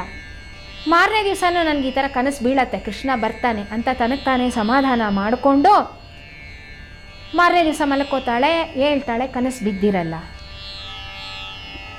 ಇನ್ನೇನು ಮಾಡೋಕ್ಕಾಗತ್ತೆ? ಯಾರ ಹತ್ರನಾದರೂ ಈ ಕಷ್ಟನೆಲ್ಲ ಹೇಳ್ಕೋಬೇಕಲ್ಲ. ತಿರ್ಗಾ ಯಾರು ಅವಳಿಗಿರೋರು? ಗೋಪಿಕೆರೆ. ಅವ್ರ ಹತ್ರ ಬಂದು ಹೇಳ್ತಾಳೆ, ಗೊತ್ತೇನೆ ನಂಗೆ ಈ ಥರ ಕನಸು ಬಿತ್ತು. ಅವರೆಲ್ಲ ತಕ್ಷಣ ಮುಖ ಸೊಟ್ಟಗೆ ಮಾಡ್ಕೊಂಡು ಹೊಟ್ಟೋಗ್ಬಿಡ್ತಾರೆ. ಯಾಕೆ? ಕನಸಲ್ಲಿ ಇವಳಿಗೆ ಮಾತ್ರ ಕೃಷ್ಣ ಬಂದ್ಬಿಟ್ಟ, ನಮಗೆ ಬಂದಿಲ್ಲ, ಇವಳಿಗೆ ನಾವೇ ಎಲ್ಲ ಕೇಳಿಸ್ಕೋಬೇಕಾ? ಏನೂ ಬೇಡ ಅಂತ ಮುಖ ಸೊಟ್ಟಗೆ ಮಾಡ್ಕೊಂಡು ಹೋಗ್ತಾರೆ. ಆದರೆ ಆಂಡಾಳೇನು ಬೇಜಾರು ಮಾಡ್ಕೊಳ್ಳಿಲ್ಲ. ತಿರ್ಗಾ ಆ ಕನಸನ್ನು ಜ್ಞಾಪಿಸ್ಕೊಂಡ್ಳು. ಏನೇನು ನೋಡಿದೆ ನಾನು ಕನಸಲ್ಲಿ? ಆಗ ಅವಳಿಗೆ ಮೊದಲು ತಿರ್ಗಾ ಆ ಕನಸಲ್ಲಿ ಜ್ಞಾಪಕ ಬಂದಿದ್ದು ಕೆಂದಾವರೆ ಬಣ್ಣದಂತಹ ಅಧರಗಳು ಭಗವಂತನದ್ದು. ಇದ್ರ ಬಗ್ಗೆ ಚೆನ್ನಾಗಿ ತಿಳ್ಕೊಂಡಿರೋರು ಯಾರು? ಪಾಂಚಜನ್ಯ, ಶಂಖ. ಹಾಗಾಗಿ ನಾನು ಶಂಖದ ಹತ್ರ ಮಾತಾಡ್ತೀನಿ. ಏನು 5 ವರ್ಷದ ಹುಡುಗಿಗೆ ಈ ಥರ ಐಡಿಯಾ ಎಲ್ಲ ಬರುತ್ತೆ ಅಂದರೆ ಅದಕ್ಕೆ ಅವಳು ಆಂಡಾಳಲ್ವಾ. ಭಗವಂತ ತನ್ನ ಭಕ್ತರಿಗೆ ಯಾವಾಗಲೂ ಶಂಖಚಕ್ರಧಾರಿಯಾಗೇ ದರ್ಶನ ಕೊಡ್ತಾನೆ. ಆದರೆ ಕೆಲವೊಮ್ಮೆ ಚಕ್ರ ದೂರ ಹೋಗಿರತ್ತೆ, ಅಸುರರ ಸಂಹಾರಕ್ಕೋ ಇನ್ನೊಂದಕ್ಕೋ ಹೋಗಿರತ್ತೆ ಅದ್ರ ಕೆಲಸ ನೋಡಿಕೊಂಡು. ಶಂಖ ಮಾತ್ರ ಭಗವಂತನ ಅಧರಗಳಲ್ಲಿ ಅವನ ಮಧುರಾಮೃತವನ್ನು ಸವಿತಾನೇ ಇರತ್ತೆ ಹೆಚ್ಚೊತ್ತು. ಹಾಗಾಗಿ ಈ ಐಡಿಯಾ ಆಂಡಾಳಿಗೆ ಬಂದಿದೆ. ಪಾಲನ್ನ ವಣ್ಣತ್ತು ಒಂದು ಪಾಂಚಶನ್ಯಮೇ ಪೋಲ್ವನ ಶಂಖಂಗಳ್ ಅಂತ ತಿರುಪಾವೈ 26ನೇ ಪಾಶುರ. ತನಗೂ ಹೀಗೆ ಭಗವಂತನ ಜೊತೆ ಯಾವಾಗಲೂ ಇರಬೇಕು ಅಂದರೆ ಸ್ವಲ್ಪ ಈ ಶಂಖಕ್ಕೆ ನಾನು ಪೂಸಿ ಹೊಡಿಬೇಕು ಅಂತ ಆ 5 ವರ್ಷದ ಬಾಲೆಗೆ ಈ ಒಂದು ಯೋಚನೆ ಬರುತ್ತೆ. ಆಳಿವಣ್ ಶಂಗೆ ಅಂತ ಮೊದಲು ಆ ಶಂಖವನ್ನು ಸಂಬೋಧನೆ ಮಾಡಿಬಿಟ್ಲು. ಯಾಕೆ? ಈಗ ತಾನೇ ಗೆಳತಿಯರೆಲ್ಲ ಅಸೂಯೆ ಪಟ್ಕೊಂಡು ಹೊಟ್ಟೆ ಉರಿ ಪಟ್ಕೊಂಡು ಮತ್ಸರ ತೋರಿಸ್ಬಿಟ್ರು ಇವಳಿಗೆ. ಅವರನ್ನೆಲ್ಲ ಒಂಥರ ಐರಾನಿಕಲಿ ಹಂಗಿಸ್ಬೇಕಲ್ಲ, ಅದಕ್ಕೆ ಆಳಿವೆಂಟ್ ಶಂಗೆ ಅಂದರೆ ಮತ್ಸರವೇ ಇಲ್ಲದೆ ಇರುವಂತಹ ಶಂಖ ಅಂತ ಅದನ್ನು ಮೊದಲಿಗೆ ಸಂಬೋಧನೆ ಮಾಡ್ತಾಳೆ. ಆಮೇಲೆ ಇನ್ನೂ ಬೇಕಾದಷ್ಟು ರೀತಿಯಲ್ಲಿ ಶಂಖದ ಹತ್ರ ಮಾತಾಡ್ತಾ ಹೋಗ್ತಾಳೆ. ಸ್ವಲ್ಪ ಹೊತ್ತಾಯಿತು, 8 ಪಾಶುರ ಆಯಿತು. ಶಂಖದಿಂದ ಏನೂ ಉತ್ತರನೇ ಬರಲಿಲ್ಲ. ಈಗ ಶಂಖದ ಮೇಲೂ ಕೋಪ ಬಂತು. ಹೇಳ್ತಾಳೆ, ಏನಪ್ಪ ಶಂಖ, ಭಗವಂತನ 16,000 ರಾಣಿಯರಿಗೆ ಸಿಗದೇ ಇರುವಂತಹ ಅಂತರಂಗ ಕೈಂಕರ್ಯ ನಿನಗೆ ಸಿಕ್ಬಿಟ್ಟಿದೆ ಅಂತ ಇಷ್ಟು ಬಿಗ್ಮಾನ ಪಡ್ತಾ ಇದೆಯಾ? ಹಾಗೇನೂ ಇಲ್ಲ. ಯಾರು ಈ 10 ಪಾಶುರಗಳನ್ನು 7ನೇ ದಶಕ ಏನಿದೆ ಅದನ್ನು ಹೇಳ್ತಾರೋ ಅವ್ರಿಗೂ ಭಗವಂತನ ಆತ್ಮೀಯತೆ ಸಿಕ್ಕೇ ಸಿಗತ್ತೆ. ನೀನೊಬ್ಬನೇ ಏನು ಭಗವಂತದವನಿಗೆ ಹತ್ತಿರದವನು ಅನ್ಕೋಬೇಡ. ನೀನು ಪದ್ಮನಾಭ ಸ್ವಾಮಿಗಷ್ಟೇ ಹತ್ತಿರದವನು, ಕೃಷ್ಣನಿಗಲ್ಲ. ನೀನು ಅವನ ಹತ್ರ ಹೋಗು ಅಂತ ಫಲಶ್ರುತಿ. ಹೀಗೆ ದಿನಗಳು ಓಡ್ತಾ ಇದೆ. ಮಳೆಗಾಲ ಶುರುವಾಗೋಯಿತು. ಎಲ್ಲೆಲ್ಲೂ ಕಪ್ಪು ಮೋಡಗಳು. ಫಸ್ಟು ಅವಳಿಗೆ ಜ್ಞಾಪಕ ಬಂದಿದೆ ಕೃಷ್ಣನ ಬಣ್ಣ, ಶ್ಯಾಮಲ ವರ್ಣ. ಸರಿ, ಕೃಷ್ಣನಂತೂ ಇಷ್ಟೊತ್ತು ಹೇಳಿದ್ದಾಯಿತು. ಇನ್ನು ಅದೇ ಬಣ್ಣದಲ್ಲಿರೋರು ಯಾರು? ಮಲಯಪ್ಪ ಸ್ವಾಮಿ. ಆ ಮಲಯಪ್ಪ ಸ್ವಾಮಿಗೂ ಈ ಮೇಘಗಳಿಗೂ ತುಂಬ ನಂಟಸ್ತಿಕೆ ಜಾಸ್ತಿ. ಅವುಗಳು ಸಹ ಕಪ್ಪು ಬಣ್ಣದವೇ ಆಗಿದೆ. ಹಾಗಾಗಿ ಈ ಮೇಘಗಳನ್ನು ದೂತರಾಗಿ ಕಳಿಸ್ಬೇಕು ಅಂತ ನಿಶ್ಚಯ ಮಾಡಿಕೊಂಡ್ಲು 8ನೇ ದಶಕದಲ್ಲಿ. ನಾವು ಅಂದರೆ ಈಗ ನಾವೆಲ್ಲ ಗೋಕುಲದಲ್ಲಿ ವಾಸ ಮಾಡ್ತಾ ಇದ್ದೀವಿ ಅಂದರೆ ಅಂತ ನಾವು ವರ್ಚುವಲಿ ಇಮ್ಯಾಜಿನ್ ಮಾಡಿಕೊಂಡ್ರೆ ಭಗವಂತನ ಬಗ್ಗೆ ಎಲ್ಲರೂ ಕಂಪ್ಲೇಂಟ್ ಮಾಡ್ತಾನೇ ಇರ್ತೀವಿ. ನಾವೆಲ್ಲ ಭಗವಂತ ಹಾಗೆ, ರಾಮ ಹೀಗೆ, ಕೃಷ್ಣ ಹೀಗೆ ಅಂತ ಹೇಳ್ತಾನೇ ಇರ್ತೀವಿ. ಆದರೆ ಅರ್ಚಾವತಾರಿಯಾದ ಭಗವಂತನೇ ಯಶೋದೆ ಹತ್ರನೂ ಹೋಗಿ ಕಂಪ್ಲೇಂಟ್ ಮಾಡ್ಕೊಂಡಿದ್ದಾನೆ ಅನ್ನೋದು ನಮಗೆ ಗೊತ್ತಾ? ಅದಕ್ಕೆ ದಾಸರೇ ಹೇಳ್ತಾರೆ, ನೋಡಿ ನೋಡಿ ಎನ್ನ ಮುಖವ ನೋಡಿ ಕಣ್ಣು ಮೀಟುವರಮ್ಮ, ನೋಡಿ ನೋಡಿ ಎನ್ನ ಮುಖವ ನೋಡಿ ಕಣ್ಣು ಮೀಟುವರಮ್ಮ, ಹೋದಲ್ಲೇ ಏ ಮಕ್ಕಳು ಆಡಿಕೊಂಬುವರು ನೋಡಮ್ಮ, ಹೋದಲ್ಲೇ ಏ ಮಕ್ಕಳು ಆಡಿಕೊಂಬುವರು ನೋಡಮ್ಮ ಅಂತ. ಏನೀ ಪ್ರಸಂಗ ಅಂದರೆ ಭಗವಂತ ಒಂದು ಸತಿ ಆಟ ಆಡಕ್ಕೆ ಹೋಗಿರ್ತಾನೆ. ಆವಾಗ ಈ ಆಂಡಾಳಿಗೆ ಆಗಿರೋದಕ್ಕೆ ಮುಂಚೆನೇ ಕೃಷ್ಣನಿಗೆ ಈ ಒಂದು ಸಂದರ್ಭ ಬಂದಿರತ್ತೆ.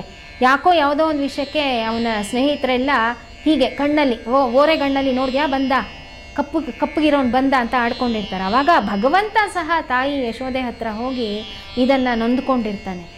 ಆ ಭಾವನೆಯನ್ನು ಪೆರಿಯಾಳ್ವಾರ್ ಹೇಳಿ ಆಂಡಾಳ್ಗೆ ಇವಾಗ ಜ್ಞಾಪಕ ಬಂದು ಈ ಒಂದು ಐಡಿಯಾನ ಯೂಸ್ ಮಾಡ್ತಾ ಇದ್ದಾಳೆ. ಮೇಘಗಳನ್ನು ದೂತರಾಗಿ ಕಳಿಸ್ತಾ ಇದ್ದಾಳೆ ಮಲಯಪ್ಪನ ಹತ್ರ. ಇಂತಹ ಪರಮಾತ್ಮ ಕೃಷ್ಣವರ್ಣ ಗೋವಿಂದನಾಗಿಯೇ ತಿರುಮಲೆಯಲ್ಲಿ ನೆಲೆಸಿದ್ದಾನೆ. ಅಲ್ಲಿರುವಂತಹ ಮೋಡಗಳ ಬಗ್ಗೆ ಎಷ್ಟು ವಿವರಣೆ ಕೊಟ್ಟರೂ ಸಾಲದು, ಅವುಗಳಿಗೂ ಅವನದ್ದೇ ಬಣ್ಣ. ಆಂಡಾಳ್ ಇಲ್ಲಿ ಭಗವಂತ ಸಿಗಲಿಲ್ಲ ಅನ್ನೋದಕ್ಕೋಸ್ಕರ ಉತ್ಕಟ ವೇದನೆಯಲ್ಲಿ ಮೇಘಗಳಿಗೆ ಜೀವನೇ ಇಲ್ಲ ಅನ್ನೋದನ್ನು ಮರೆತು ಅವುಗಳ ಜೊತೆ ಸಂಭಾಷಣೆ ಮಾಡ್ತಾ ಇದ್ದಾಳೆ. ಒಂದು ಹೆಣ್ಣಾಗಿ ನಾಯಕಿಯಾಗಿ ಆಂಡಾಳ್ಗೆ ಇದು ಸಹಜ, ಹೌದು. ಆದರೆ ಆಳ್ವಾರರು ಅವರೆಲ್ಲ ಪುರುಷಾವತಾರಿಗಳಾಗಿದ್ದು ನಾಯಕಿ ಭಾವವನ್ನು ಮನಸ್ಸಲ್ಲಿ ಧರಿಸಿ ಭಗವಂತನಿಗೆ ಮಂಗಳಾಶಾಸನ ಮಾಡಿದ್ರು. ಹಾಗಾಗಿ ಚೇತನನೋ ಅಚೇತನನೋ ಭಗವಂತನ ವಿಷಯ ಬಂದಾಗ ಅಲ್ಲಿ ಎಲ್ಲವೂ ಗೌಣ ಆಗತ್ತೆ, ಭಕ್ತಿ ಒಂದೇ ಸಾರಾಂಶ ಆಗತ್ತೆ ಅನ್ನೋದನ್ನು ನಾವು ಇದರಿಂದ ತಿಳ್ಕೋಬಹುದು. ಮೇಘಂಗಳ್ ಅಂತ ಬಹುವಚನದ ಪ್ರಯೋಗ ಮಾಡಿದ್ದಾಳೆ. ಸೀತೆಗೆ ಹನುಮಂತ ಒಬ್ಬನೇ ದೂತ, ರಾಮನಿಗೆ ಸೀತೆಗೆ ಹನುಮಂತ ಒಬ್ಬನೇ ದೂತ. ಆದರೆ ಗೋದೆಗೆ ಇಲ್ಲಿ ಸಾಕಷ್ಟು ಮೇಘಗಳು ದೂತರಾಗಿದ್ದಾರೆ. ಒಂದು ಮೇಘದ ಹತ್ರ ಅವಳು ಹೇಳ್ತಾಳೆ, ಅದು ಹೋಗಿ ಮನೆಯಪ್ಪನಿಗೆ ಹೇಳತ್ತೋ ಇಲ್ವೋ ಗೊತ್ತಿಲ್ಲ, ಮಧ್ಯದಲ್ಲೇ ಕರ್ಗೋಗ್ಬೋದು ಮಳೆಯಾಗಿ. ಹಾಗೆ ವಾಪಸ್ ಬರದೇ ಇದ್ದರೆ ಇನ್ನೊಂದು ಮೇಘ ರೆಡಿ ಮಾಡಿ ಇಟ್ಕೊಂಡಿದ್ದಾಳೆ ಅವಳು. ಹೀಗೆ ಬಹುವಚನದಲ್ಲಿ ಅಲ್ಲಿ ಪ್ರಯೋಗ ಮಾಡಿದ್ದಾಳೆ. ಆಮೇಲೆ ಇನ್ನೂ ಒಂದು ಇಲ್ಲಿ ಏನು ಅಂಶ, ನಾವು ಈ ಸೀತೆಗೂ ಆಂಡಾಳಿಗೂ ನಾವು ತುಲನೆ ಮಾಡಿದಾಗ ಅವರಿಬ್ಬರ ವೇದನೆಯನ್ನು ಅಂತ ನೋಡೋದಾದರೆ, ಆಂಜನೇಯರಿಗೆ ಮೊದಲು ಸೀತೆಯ ದರ್ಶನ ಆದಾಗ ಅವ್ರ ಮನಸ್ಸಲ್ಲಿ ಒಂದು ವೇದನೆ ಆಗುತ್ತಂತೆ. ಅಯ್ಯೋ, ನನ್ನ ರೀತಿಯೇ ಇಷ್ಟೊಂದು ವಾನರರು, ಸಾವಿರಾರು ವಾನರರು ಸೀತೆ ಮಾತೆ ನೋಡಬೇಕು ಅಂತ ಬಂದರು, ಅವ್ರಿಗೆ ದರ್ಶನ ಸಿಗಲಿಲ್ವಲ್ಲ ಅಂತ. ಆದರೆ ಇಲ್ಲಿ ಮೋಡಗಳಿಗಾದರೂ ಅವನ ದರ್ಶನ ಸಿಗತ್ತೆ, ನನಗಿನ್ನೂ ಭಗವಂತನ ದರ್ಶನ ಆಗಲಿಲ್ವಲ್ಲ ಅಂತ ಆಂಡಾಳು ಪೇಚಾಡ್ಕೋತಾಳೆ. ಭಗವಂತನ ಅಂಶಜರಾದಂತಹ ವಿಶ್ವಕ್ಸೇನ, ಆದಿಶೇಷ, ಛತ್ರ, ಚಾಮರ, ಅವನ ವಿಗ್ರಹ ಇದೆಲ್ಲ ಇರೋದು ಭಕ್ತರ ಸೌಲಭ್ಯಕ್ಕಾಗಿ ಮಾತ್ರ. ಇದು ಅವನ ಸ್ವಾತಂತ್ರ್ಯಕ್ಕಿರುವಂತಹ ಮಿತಿ. ಆದರೆ ತನ್ನ ವಿಷಯದಲ್ಲಿ ಮಾತ್ರ ಭಗವಂತ ಇಂಥ ಒಂದು ಸ್ವಾತಂತ್ರ್ಯನೂ ತೋರಿಸ್ತಾ ಇಲ್ವಲ್ಲ ಅಂತ ಈ ದಶಕದಲ್ಲಿ ಹೇಳ್ತಾಳೆ. ಇದು ತಮಕ್ಕೋರ್ ಪೆರುಮೆಯೇ ಅಂತ ಜೋರಾಗಿ ಸ್ವಲ್ಪ ಕೇಳ್ತಾಳೆ. ಹೋಗಿದ್ದ ಮೇಘಗಳು ಯಾವುದೂ ವಾಪಸ್ ಬರ್ತಾ ಇಲ್ಲ. ಆವಾಗ ಹಿಂಗೆ ಕೇಳ್ತಾಳೆ, ಇದು ತಮಕ್ಕೋರ್ ಪೆರುಮೆಯೇ, ಏನಪ್ಪ ಭಗವಂತ, ನೀನು ಈ ಥರ ಮಾಡಿದ್ದು ನಿನಗೆ ತುಂಬ ಶ್ರೇಷ್ಠ ಅಂತ ನೀನು ಅಂದ್ಕೊಂಡಿದೀಯಾ? ನೀನು ಪುರುಷೋತ್ತಮ ಅಂತ ಅನ್ನಿಸ್ಕೊಂಡಿದ್ದು ಯಾವಾಗ? ಶ್ರೇಯಃಪತಿ ಆದಮೇಲೆ ಅನ್ನೋದನ್ನು ಜ್ಞಾಪಕ ಇಟ್ಕೊಂತ ಹೇಳ್ತಾಳೆ. ನಿಂದಾಸ್ತುತಿ ಅನ್ನೋದು ಭಕ್ತಿಯ ಪರಾಕಾಷ್ಠೆಯ ಒಂದು ಭಾಗನೇ ಆಗಿದೆ. ಅದನ್ನು ನಾವು ನಿಂದನೆ ಅಂತ ಪರಿಗಣಿಸೋದಕ್ಕೆ ಬರೋದಿಲ್ಲ, ನಿಂದಾಸ್ತುತಿ. ಇಲ್ಲಿ ಮೋಡಗಳು ಸುರಿಸಿದಂತಹ ನೀರಿಂದ ತಿರುಮಲೆಯಲ್ಲಿ ಜಲಪಾತಗಳೆಲ್ಲ ಉಂಟಾಗಿದೆ. ಆದರೆ ನಾನು ಹರಿಸ್ತಾ ಇರೋ ಕಣ್ಣೀರು ಎದೆ ಮೇಲೆ ಹರಿದು ಮೋಡಗಳ ಹತ್ರ ಮಾತಾಡೋ ಹಾಗೆ ನೀನು ನನ್ನನ್ನು ಮಾಡಿಬಿಟ್ಟಿಯಲ್ಲ, ಇದರಿಂದ ನನ್ನ ಹೆಂಡತನದ ಪ್ರತೀಕವಾದಂತಹ ಗೌಪ್ಯತೆ ಅನ್ನೋ ಗುಣ ಹಾಳಾಗಲ್ವಾ ಅಂತ ಕೇಳ್ತಾ ಇದ್ದಾಳೆ. ದಾಸರು ಹೇಳ್ತಾರೆ, ಗೌಪ್ಯ ಗುಣಗೂಟು ಇಲ್ಲದ ಹೆಣ್ಣಿಗೆ ರೂಪ ಯೌವನವೀದು ಫಲವೇನು ಅಂತ. ಇನ್ನು ಸುಲಭವಾಗಿ ನಾವು ಇದನ್ನು ಅರ್ಥ ಮಾಡ್ಕೋಬೇಕು ಅಂದರೆ, ಆಂಜನೇಯರು ಸೀತಾಮಾತೆ ಎಲ್ಲ ಕಥೆ ಎಲ್ಲ ಆದಮೇಲೆ ಹೇಳ್ತಾರೆ, ಅಮ್ಮ ನೀನು ನನ್ನ ತೋಳ ಮೇಲೆ ಹತ್ಕೊ, ನಾನು ಈ ಕ್ಷಣ ನಿನ್ನನ್ನು ರಾಮನ ಹತ್ರ ತಲುಪಿಸ್ತೀನಿ ಅಂತ. ಆಗ ಸೀತೆ ಪಿರಾಟಿ ಏನು ಹೇಳ್ತಾನೆ, ಅದು ರಾಮನೇ ಮಾಡಬೇಕಾದಂತಹ ಕೆಲಸ ಆಂಜನೇಯ, ಅದು ಅವನ ಪುರುಷಕಾರತ್ವ ಅಂತ ತನ್ನ ಸ್ತ್ರೀತನವನ್ನು ಅಲ್ಲಿ ಪ್ರಕಟಪಡಿಸಿದಾಳೆ ನಮಗೋಸ್ಕರ ಸೀತಾಮಾತೆ. ಅಂಥ ಸೀತಾಮಾತೆ ಅಂಶಜಳಾದಂತಹ ಆಂಡಾಳ್ ಈಗ ತನ್ನ ಪ್ರೇಮವನ್ನು ಮನಸ್ಸಲ್ಲಿ ಬಚ್ಚಿಟ್ಕೊಂಡಿದ್ಲೋ, ಭಗವಂತ ಯಾವಾಗ ಒಲಿಲಿಲ್ವೋ ಆವಾಗ ಈ ಮೋಡಗಳು ಅಂದರೆ ಏನು ಅಂದ್ರೆ ಚರಾಚರಗಳಂತ ಇದು ಸೇರ್ಕೊಳತ್ತೆ, ಇಲ್ಲ ಅಂತಲ್ಲ, ಆದರೆ ನಿರ್ಜೀವ ಅದು.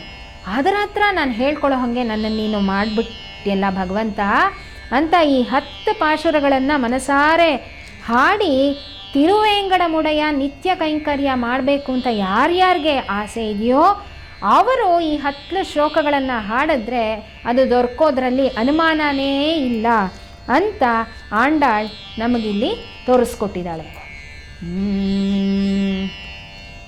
நாரு நாரும் பொழில் மாலிரும் சோலை நம்பிக்கு நான் 100 தடாவில் வெண்ணை வாய் நேர்ந்து பராவி வைத்தேன் 100 தடா நிறைந்த அக்காரவடில் சில் சொன்னேன் ஏறு திருவுடையான் இன்று வந்தீவை ಕೊಳ್ಳುಂಗೋಳೋ.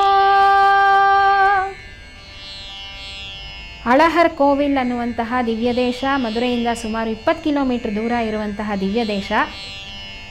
ಈ ಹಿಂದೆ ನಾವು ನೋಡಿದಂತೆ ಭಗವಂತ ಅಲ್ಲಿ ಸುಂದರ ಬಾಹು ಕಲ್ಲಳಹರ್ ಅಂತ ಕಾಲಕ್ರಮದಲ್ಲಿ ಬಂದಂತಹ ಹೆಸರಾಗಿದೆ. ಪೆರಿಯಾಳ್ವಾರ್ ವಿಶೇಷವಾಗಿ ವರ್ಣಿಸಿದ್ದಂತಹ ತಿರುಮಾಲ್ ಇರುಂ ಶೋಲೈ. ಇನ್ನು ಅವರ ದಾರಿಯಲ್ಲೇ ನಡೆದಂತಹ ಆಂಡಾಳ್ 9ನೇ ದಶಕದಲ್ಲಿ ಕರಿ ಮೋಡಗಳು ಸಹ ತನಗೆ ಸಹಾಯ ಮಾಡದೇ ಇದ್ದಾಗ ಈ ಊರು ಅವಳಿಗೆ ಜ್ಞಾಪಕ ಬರುತ್ತೆ. ಈ ಊರಲ್ಲಿರುವಂತಹ ತಾವರೆ, ದುಂಬಿಗಳು, ಕೊಳ, ಈ ಎಲ್ಲರಲ್ಲೂ ಬಹಳ ಚಾತುರ್ಯದಿಂದ ಸಂಭಾಷಣೆ ನಡೆಸ್ತಾಳೆ. ಏನೂ ಪ್ರಯೋಜನ ಆಗಲಿಲ್ಲ. ಚತುರೋಪಾಯಗಳೇನಿದೆ, ಸಾಮ, ದಾನ, ಭೇದ, ದಂಡ, ಆಮೇಲೆ ತಾಯಿಯ ಒಂದು ಪ್ರೀತಿ ಏನಿದೆ, ಚೆನ್ನಾಗಿ ಬೈದ್ಬಿಟ್ಟು ಮಗುನ ಕರೆದ್ಬಿಟ್ಟು ಏನಾದರೂ ಒಂದು ಭಕ್ಷಣ ಕೊಟ್ಬಿಡೋದು. ನಾನು ಯಾಕೆ ಹೇಳಿದೆ ಗೊತ್ತಾ ನಿನಗೆ, ನೀನು ಮಾಡಿದ ತಪ್ಪಲ್ವಾ, ಸರಿ ಮುಂದಿನ ಸತಿ ಹೀಗೆ ಮಾಡಬೇಡ ತಗೋ ಅಂತ ಭಕ್ಷಣ ಕೊಡೋದು. ಅಥವಾ ತಾನೇ ಒಂದು ಪ್ರಸಾದ ಮಾಡಿ ಆ ಮಗುಗೆ ಇಷ್ಟವಾದಂತಹ ತಿನ್ನಿಸೋದು ಏನಿದೆ, ಆ ಒಂದು ಪ್ರಕಾರದ ಭಕ್ತಿಯನ್ನು ಸಹ ಆಂಡಾಳಿಲಿ ತೋರಿಸ್ತಾಳೆ. ನಾನು ನಿನಗೆ 100 ಪಾತ್ರೆಯಲ್ಲಿ ಸಕ್ಕರೆ ಪೊಂಗಲ್ ಮಾಡಿ ಅದ್ರ ಮೇಲೆ ಇಷ್ಟಿಷ್ಟಪ್ಪ ಬೆಣ್ಣೆ ಹಾಕಿ ನೈವೇದ್ಯ ಮಾಡ್ತೀನಿ, ನನಗೆ ಅನುಗ್ರಹ ಮಾಡಪ್ಪ ಅಂತ ಕೇಳ್ತಾಳೆ. ಇಂತಹ ಪಾಶುರದ ಕಾಲಕ್ಷೇಪವನ್ನು ಭಗವದ್ ರಾಮಾನುಜರು ಮಾಡ್ತಾ ಇದ್ದಾಗ ಅವರು ಯಾರು, ತಿರುಪ್ಪಾವೈ ಜೀಯರ್. ಅವರು ತಿರುಪ್ಪಾವೈ ಜೀಯರ್ ಅಂದರೆ ಬರೀ ತಿರುಪ್ಪಾವೈ ಅನುಸಂಧಾನ ಮಾಡಿದ್ದಕ್ಕೆ ಬಂದಿದ್ದ ಅಂದರೆ ಅಲ್ಲ, ತಿರುಪ್ಪಾವೈಯಲ್ಲಿರುವಂತಹ ಎಲ್ಲ ಅಂಶಗಳನ್ನು ಅನುಷ್ಠಾನ ಮಾಡಿ ಅವರು ನಮಗೆ ತೋರಿಸ್ಕೊಟ್ಟಿದ್ದಾರೆ. ಅವರು ಈ ರೀತಿ ಕಾಲಕ್ಷೇಪ ಮಾಡ್ತಾ ಇದ್ದಾಗ, ಹೌದಲ್ವಾ ಆಂಡಾಳು ಈ ರೀತಿ ಹೇಳಿದ್ದು, ಆದರೆ ಈ ವ್ರತ ಪೂರ್ಣನೇ ಆಗಲಿಲ್ವಲ್ಲ, ಈ ಕೈಂಕರ್ಯ ಅವಳ ಕೈಯಲ್ಲಿ ಮಾಡೋಕ್ಕಾಗಲಿಲ್ವಲ್ಲ ಅಂತ ತಕ್ಷಣವೇ ತಿರುಮಾರಿಲಂ ಶೋಲೆಗೆ ಹೋಗಿ 100 ಪಾತ್ರೆ ಸಕ್ಕರೆ ಪೊಂಗಲ್ನ ಬೆಣ್ಣೆ ಸಮೇತ ನೈವೇದ್ಯ ಮಾಡಿ ಶ್ರೀವಿಲ್ಲಿಪುತ್ತೂರಿಗೆ ಬರ್ತಾರೆ. ಆಗ ಅರ್ಚಾ ಸಮಾಧಿಯಿಂದ ಹೊರಬಂದಂತಹ ಆಂಡಾಳ್ ನಮ್ಮ ಅಣ್ಣರೇ ಅಂತಾಳೆ. ಹಾಗೆಗಿನೇ ನಾವೆಲ್ಲರೂ ಆಂಡಾಳ್ಗೆ ಪೆರುಂಬುದೂರ್ ಮಾಮುನಿಕ್ ಪಿನ್ನಾನಾಳ್ ವಾಳಿಯೇ ಅಂತ ವಾಳಿ ತಿರುನಾಮನ್ ಹಾಡ್ತೀವಿ. ಅಭಿನವ ರಾಮಾನುಜರು, ನಮ್ಮ ಜೀಯರ್ ಸ್ವಾಮಿಗಳು ಭಗವದ್ ರಾಮಾನುಜರ ಅನುಷ್ಠಾನವನ್ನೇ ಮೈಗೂಡಿಸಿಕೊಂಡಿರುವಂತಹವರು, ಆಂಡಾಳ್ ತಿರುಪ್ಪಾವೈನೇ ಅನುಸಂಧಾನ ಮಾಡಿ ನಮಗೆಲ್ಲ ಅನುಗ್ರಹ ಮಾಡ್ತಾ ಇರೋವರು. 2019ರಲ್ಲಿ ಮತ್ತು 2023ರಲ್ಲಿ ಇಲ್ಲಿಂದ ಅನೇಕ ಜನರನ್ನು ಕರ್ಕೊಂಡು ಶ್ರೀವಿಲ್ಲಿಪುತ್ತೂರಿಗೆ ಹೋಗಿ ಈ 100 ತಡ ಉತ್ಸವವನ್ನು ನೆರವೇರಿಸಿದ್ದಾರೆ. ಅವರಿಗೆ ಈ ಸಂದರ್ಭದಲ್ಲಿ ಮತ್ತೆ ಮತ್ತೆ ನಮಸ್ಕಾರಗಳನ್ನು ತಿಳಿಸ್ತಾ ಮುಂದುವರೆದ್ರೆ, ಇಲ್ಲಿ ಏರುತಿರುವುಡಯಾನ್ ಅನ್ನೋದಕ್ಕೆ ಸುಂದರಬಾಹು ಸ್ತವಂನಲ್ಲಿ ಕೂರತಾಳ್ವಾನ್ ಹೇಳ್ತಾರೆ, ತಿರುಮಾರ್ಬಿಲೆ ಅಂದರೆ ತನ್ನ ವಕ್ಷಸ್ಥಳದಲ್ಲಿ ಶ್ರೀದೇವಿಯನ್ನು ಸ್ಥಾಪನೆ ಮಾಡಿರೋನು ಭಗವಂತ ಅಂತ. ಅದು ಪರಮ ವಿಶ್ವಾಸವನ್ನು ದೃಢಪಡಿಸುವಂತಹ ಒಂದು ಮಾತಾಗಿದೆ. ಇಂದ್ರ ಒಂದು ಇವೈ ಕೊಳ್ಳುಂಕೊಳೋ ಅಂದರೆ ನಾನೇನು ಬರೀ ಮಾತಲ್ಲಿ ಇದನ್ನು ಹೇಳಿಬಿಟ್ಟೆ, ಆದರೆ ಒಂದಿನ ಭಗವಂತ ಬಂದು ಈ ನೈವೇದ್ಯವನ್ನು ಸ್ವೀಕಾರ ಮಾಡೇ ಮಾಡ್ತಾನೆ ಅನ್ನುವಂತಹ ದೃಢ ವಿಶ್ವಾಸ. ಹೇಗೆ ಅಂದರೆ, ರಾಮ, ಸೀತೆ, ಲಕ್ಷ್ಮಣರು ಎಲ್ಲ ಅತ್ರಿ ಮಹರ್ಷಿಗಳ ಆಶ್ರಮಕ್ಕೆ ಬಂದಾಗ ಅನಸೂಯೆ ಕೊಟ್ಟ ಎಲ್ಲವನ್ನ ಸ್ವೀಕಾರ ಮಾಡಿದ ಭಗವಂತ ಹಾಗೂ ಸೀತಾ ಪಿರಾಟಿ ಲಕ್ಷ್ಮಣರು ಅನ್ನೋದು ಪೂರ್ವಾಚಾರ್ಯರ ವ್ಯಾಖ್ಯಾನ ಆಗಿದೆ. ತನ್ನ ಪರಿಮಳ ಭರಿತವಾದಂತಹ ಕೊಂಡೆ ಏನಿದೆ, ಆಂಡಾಳ್ ಕೊಂಡೆ ಅಂತ ನಾವೇನು ನೋಡ್ತೀವಿ, ಅದಕ್ಕೆ ದುಂಬಿಗಳು ಹೂವಿನ ಗೊಂಚಲು ಅಂತ ಅಂದ್ಕೊಂಡು ಬಂದು ಮುತ್ಕೊಳ್ತಾ ಇರುತ್ತೆ. ಯಾಕೆಂದರೆ ಆಂಡಾಳ್ ಎಲ್ಲಿದ್ದಾಳೆ, ಪೆರಿಯಾಳ್ವಾರ್ ಜೊತೆ. ಪೆರಿಯಾಳ್ವಾರ್ ಏನು ಮಾಡ್ತಾ ಇರ್ತಾರೆ, ಹೂವಿನ ಕೈಂಕರ್ಯ. ಯಾವ ಹೂವು, ಎಲ್ಲ ರೀತಿ ಹೂವುಗಳ ಒಂದು ದೊಡ್ಡ ತೋಟನೇ ಬೆಳೆಸಿದ್ದಾರೆ. ಅದರ ಮಧ್ಯೆ ಈ 5 ವರ್ಷದ ಮಗು ಓಡಾಡ್ತಾ ಇರುವಾಗ ಆ ಕೊಂಡೆ, ಕೂದಲು ಎಲ್ಲ ಅಷ್ಟು ಪರಿಮಳ ಭರಿತವಾಗಿದೆ. ಹಾಗಾಗಿ ಆ ದುಂಬಿಗಳೆಲ್ಲ ಆ ಕೊಂಡೆ ನೋಡ್ಬಿಟ್ಟು ಹೂವಿನ ಗೊಂಚಲು ಅಂತ ಬಂದಲ್ಲಿ ಕೂತಿರುತ್ತೆ. ದುಂಬಿಗಳಿಗೆ ಇಷ್ಟ ಆಕರ್ಷಣೆ ಆಗಿದೆ, ಇನ್ನು ನನ್ನಂಥ ಸುಂದರಿಗೆ ಈ ಭಗವಂತ ಮಾತ್ರ ಇನ್ನೂ ಒಲಿದಿಲ್ವಲ್ಲ ಅಂತ ಸ್ವಾನುಕಂಪದ ಒಂದು ಅಭಿಪ್ರಾಯವನ್ನು ಸಹ ಆಂಡಾಳಿಲ್ಲಿ ನಮಗೆ ಹಾಡಿ ತೋರಿಸಿದಾಳೆ.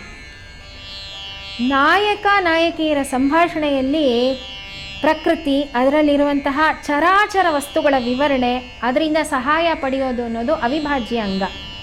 ಇಂತಹ ಸುಂದರವಾದಂತಹ ಪ್ರಾಕೃತಿಕ ವಸ್ತುಗಳು, ಹೂವು, ಹಣ್ಣು, ಗಿಡ, ಮರ, ಪಕ್ಷಿ, ಮಳೆ, ಸಮುದ್ರ, ಈ ಎಲ್ಲದರ ಸಂಭಾಷಣೆಯನ್ನು ಆಂಡಾಳ್ 10ನೇ ದಶಕದಲ್ಲಿ ನಮಗೆ ಮಾಡಿ ತೋರಿಸಿದಾಳೆ. ಮಾಮಾಯನ್, ಮಾಧವನ್, ವೈಹುಂಡನ್, ಮಾಯನ್, ಮಧುರೈ ಮೈಂದನ್, ಯಮುನೈ ತುರೈವನ್, ದಾಮೋದರನ್ ಅಂತ ಒಂದೇ ಸಮನೆ ಹೇಳ್ತಿದ್ರು.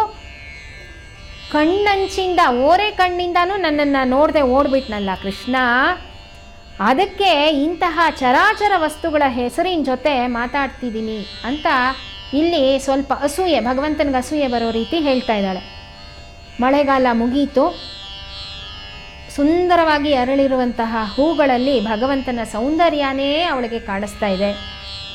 ಇಷ್ಟೆಲ್ಲ ಹಿಂದಿನ ದಶಕದಲ್ಲಿ ವಿರಹ ವೇದನೆಯಿಂದ ಬೆಂದಿದ್ರೂ ಸಹ ತಾನಿನ್ನೂ ಯಾಕೆ ಆಶಾವಾದಿಯಾಗಿದ್ದೀನಿ ಅಂತ ಆಂಡಾಳ್ ನಮಗೆ 2 ಕಾರಣಗಳನ್ನು ತಿಳಿಸ್ತಾಳೆ.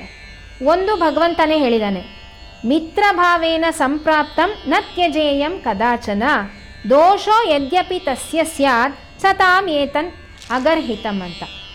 ಇನ್ನೊಂದು ಕಾರಣ ಏನು ಅಂದರೆ, ನಾನು ಕೈಂಕರ್ಯ ಪರರಾದ ಪೆರಿಯಾಳ್ವಾರರ ಮಗಳು ಅಂತ. ಈ ಸಂಬಂಧದಿಂದನಾದರೂ ಅವನಿಗೆ ಆಯ್ತಪ್ಪ, ಪೆರಿಯಾಳ್ವಾರ್ ಮಗಳಾದ್ಮೇಲೆ ನನಗೆ ಬೇರೆ ದಾರಿನೇ ಇಲ್ಲ ಅಂತ ತನ್ನ ಸ್ವಾತಂತ್ರ್ಯವನ್ನು ಬಿಟ್ಟು ನನಗೆ ಅನುಗ್ರಹಿಸಲೇಬೇಕು. ಜೀವಾತ್ಮ ಮುಕ್ತನಾಗಬೇಕಾದ್ರೆ ಆಚಾರ್ಯ ಸಂಬಂಧ ಇರಲೇಬೇಕು ಅನ್ನೋದನ್ನು ಮತ್ತೆ ಮತ್ತೆ ಗೋದೆ ಈ ದಶಕದಲ್ಲಿ ನಮಗೆ ತಿಳಿಸ್ತಾಳೆ. ಸರಿ, ತನ್ನ ತಂದೆ ಹೆಸರು ಹೇಳಿ ಅವನಿಗೆ ಶರಣಾಗತಿ ಮಾಡಿದ್ಮೇಲೆ ಇನ್ನೇನಿದೆ ಗೋದೆಗೆ? ಸುಮ್ಮನೆ ಮನಸ್ಸಲ್ಲೇ ವೇದನೆ ಪಟ್ಕೊಂಡು ಹಾಗೆ ಉಳ್ಕೊಂಬಿಟ್ಟಿದ್ದಾಳೆ. ಕಾಲಾನುಕ್ರಮದಲ್ಲಿ ಹೀಗೆ ಈ ಮನೋವೇದನೆ ಅನ್ನೋದು ಮನುಷ್ಯನನ್ನು ಕುಗ್ಗಿಸತ್ತೆ. ಹಾಗೆ ತುಂಬ ಸಪ್ಪಗಾಗ್ಬಿಟ್ಟಿದ್ದಾಳೆ. ಈಗ ಒಂದು 3 ದಶಕ ಆಯಿತು ಈ ಸಖಿಯರೆಲ್ಲ ಅವಳ ಜೊತೆ ಮಾತಾಡಿ. ಅವ್ರಿಗೂ ಪಾಪ ಅಯ್ಯೋ ಅಂತ ಅನ್ನಿಸ್ತು. ಬಂದು ನೋಡ್ತಾರೆ, ಯಾಕೆ ಆಂಡಾಳ್ ಇಷ್ಟು ಸಪ್ಪಗಾಗೋಗ್ಬಿಟ್ಟಿದೆಯಾ ಅಂತ. ಈಗ ಸಿಕ್ಕಿದ್ದೇ ಅವಕಾಶ, ಮತ್ತೆ ಎಲ್ಲ ವಿವರಣೆ ಹೇಳಕ್ಕೆ ಶುರು ಮಾಡಿದ್ಲು. ಅವರೇನು ಮಾಡಿದ್ರು ಸುಮ್ಮನೆ ಇರಲಿಲ್ಲ. ಇವಳ ಮೇಲೆ ಅವ್ರಿಗೂ ಪಾಪ ಅನುಕಂಪ ಜಾಸ್ತಿ ಆಗೋಯ್ತು. ಅವ್ರಿಗೂ ಆಸೆ ಹುಟ್ಟುಬಿಡ್ತು, ಹೀಗೆಲ್ಲ ಮಾಡಿದಾನ ಕೃಷ್ಣ ಅಂತ. ಅವರೆಲ್ಲ ತಮ್ಮ ಮನೆಗಳಿಗೆ ಹೋಗಿ ಅವ್ರ ಅಮ್ಮಂದ್ರಿಗೆ ಹೇಳಿದ್ರು. ಆ ಹೆಂಗಸರೆಲ್ಲ, ಹೌದಾ ಗೋದೆ ಹಿಂಗಾಗ್ಬಿಟ್ಟಿದ್ದಾಳ, ತಡಿ ನಾನು ಬಂದು ನೋಡ್ತೀನಿ ಅಂತ ಬಂದು, ಏನೇ ಗೋದೆ ಹೀಗಾಗೋಗ್ಬಿಟ್ಟಿದ್ಯಾ ಅಂತ ಅಂದರೆ ಆಂಡಾಳ್ ತಿರ್ಗ ಅವ್ರಿಗೂ ಎಲ್ಲ ಹೇಳ್ತಾಳೆ. ಭಗವಂತ ಸೀತೆಯಿಂದ ದೂರ ಇದ್ದಾಗ ಎಷ್ಟು ವೇದನೆ ಪಟ್ಟ ಗೊತ್ತಾ? ಆದರೂ ಬಿಡಲಿಲ್ಲ ತಾನೇ, ಕರ್ಕೊಂಡು ಬಂದ ತಾನೆ. ಹಾಗೆ ನನಗೂ ಅಷ್ಟೇ, ಭಗವಂತ ಬಂದೇ ಬರ್ತಾನೆ, ನೋಡ್ತಾ ಇರಿ ಅಂತ ಅವ್ರಿಗೆಲ್ಲ ಹೇಳ್ತಾಳೆ. ಭರತ ಚಕ್ರವರ್ತಿ ಹೇಳೋ ಹಾಗೆ, ಮೇಘಶ್ಯಾಮಂ ಮಹಾಬಾಹುಂ ಸ್ಥಿರಸ್ತಂ ದೃಢವ್ರತಂ ಕದಾ ದ್ರಕ್ಷ್ಯಾಮಹೇ ರಾಮಂ ಜಗತಃ ಶೋಕನಾಶನಂ ಅನ್ನೋ ರೀತಿ ಇವಳು ಹೇಳ್ತಾನೇ ಇದ್ದಾಳೆ. ಇನ್ನು ಅದನ್ನೇ ಇಲ್ಲಿ ಪಚ್ಚೈ ಪಶುಂ ತೇವರ್ ಅಂತ ಇವಳು ನಮಗೆ ತೋರಿಸ್ಕೊಡ್ತಾಳೆ. ನಾನ್ ಮರಯಿನ್ ಸ್ವರ್ಪೊರುಳೈ ನಿನ್ರಾರ್, 4 ವೇದಗಳ ಸಾರವೇ ಆಗಿರುವಂತಹ ಭಗವಂತ.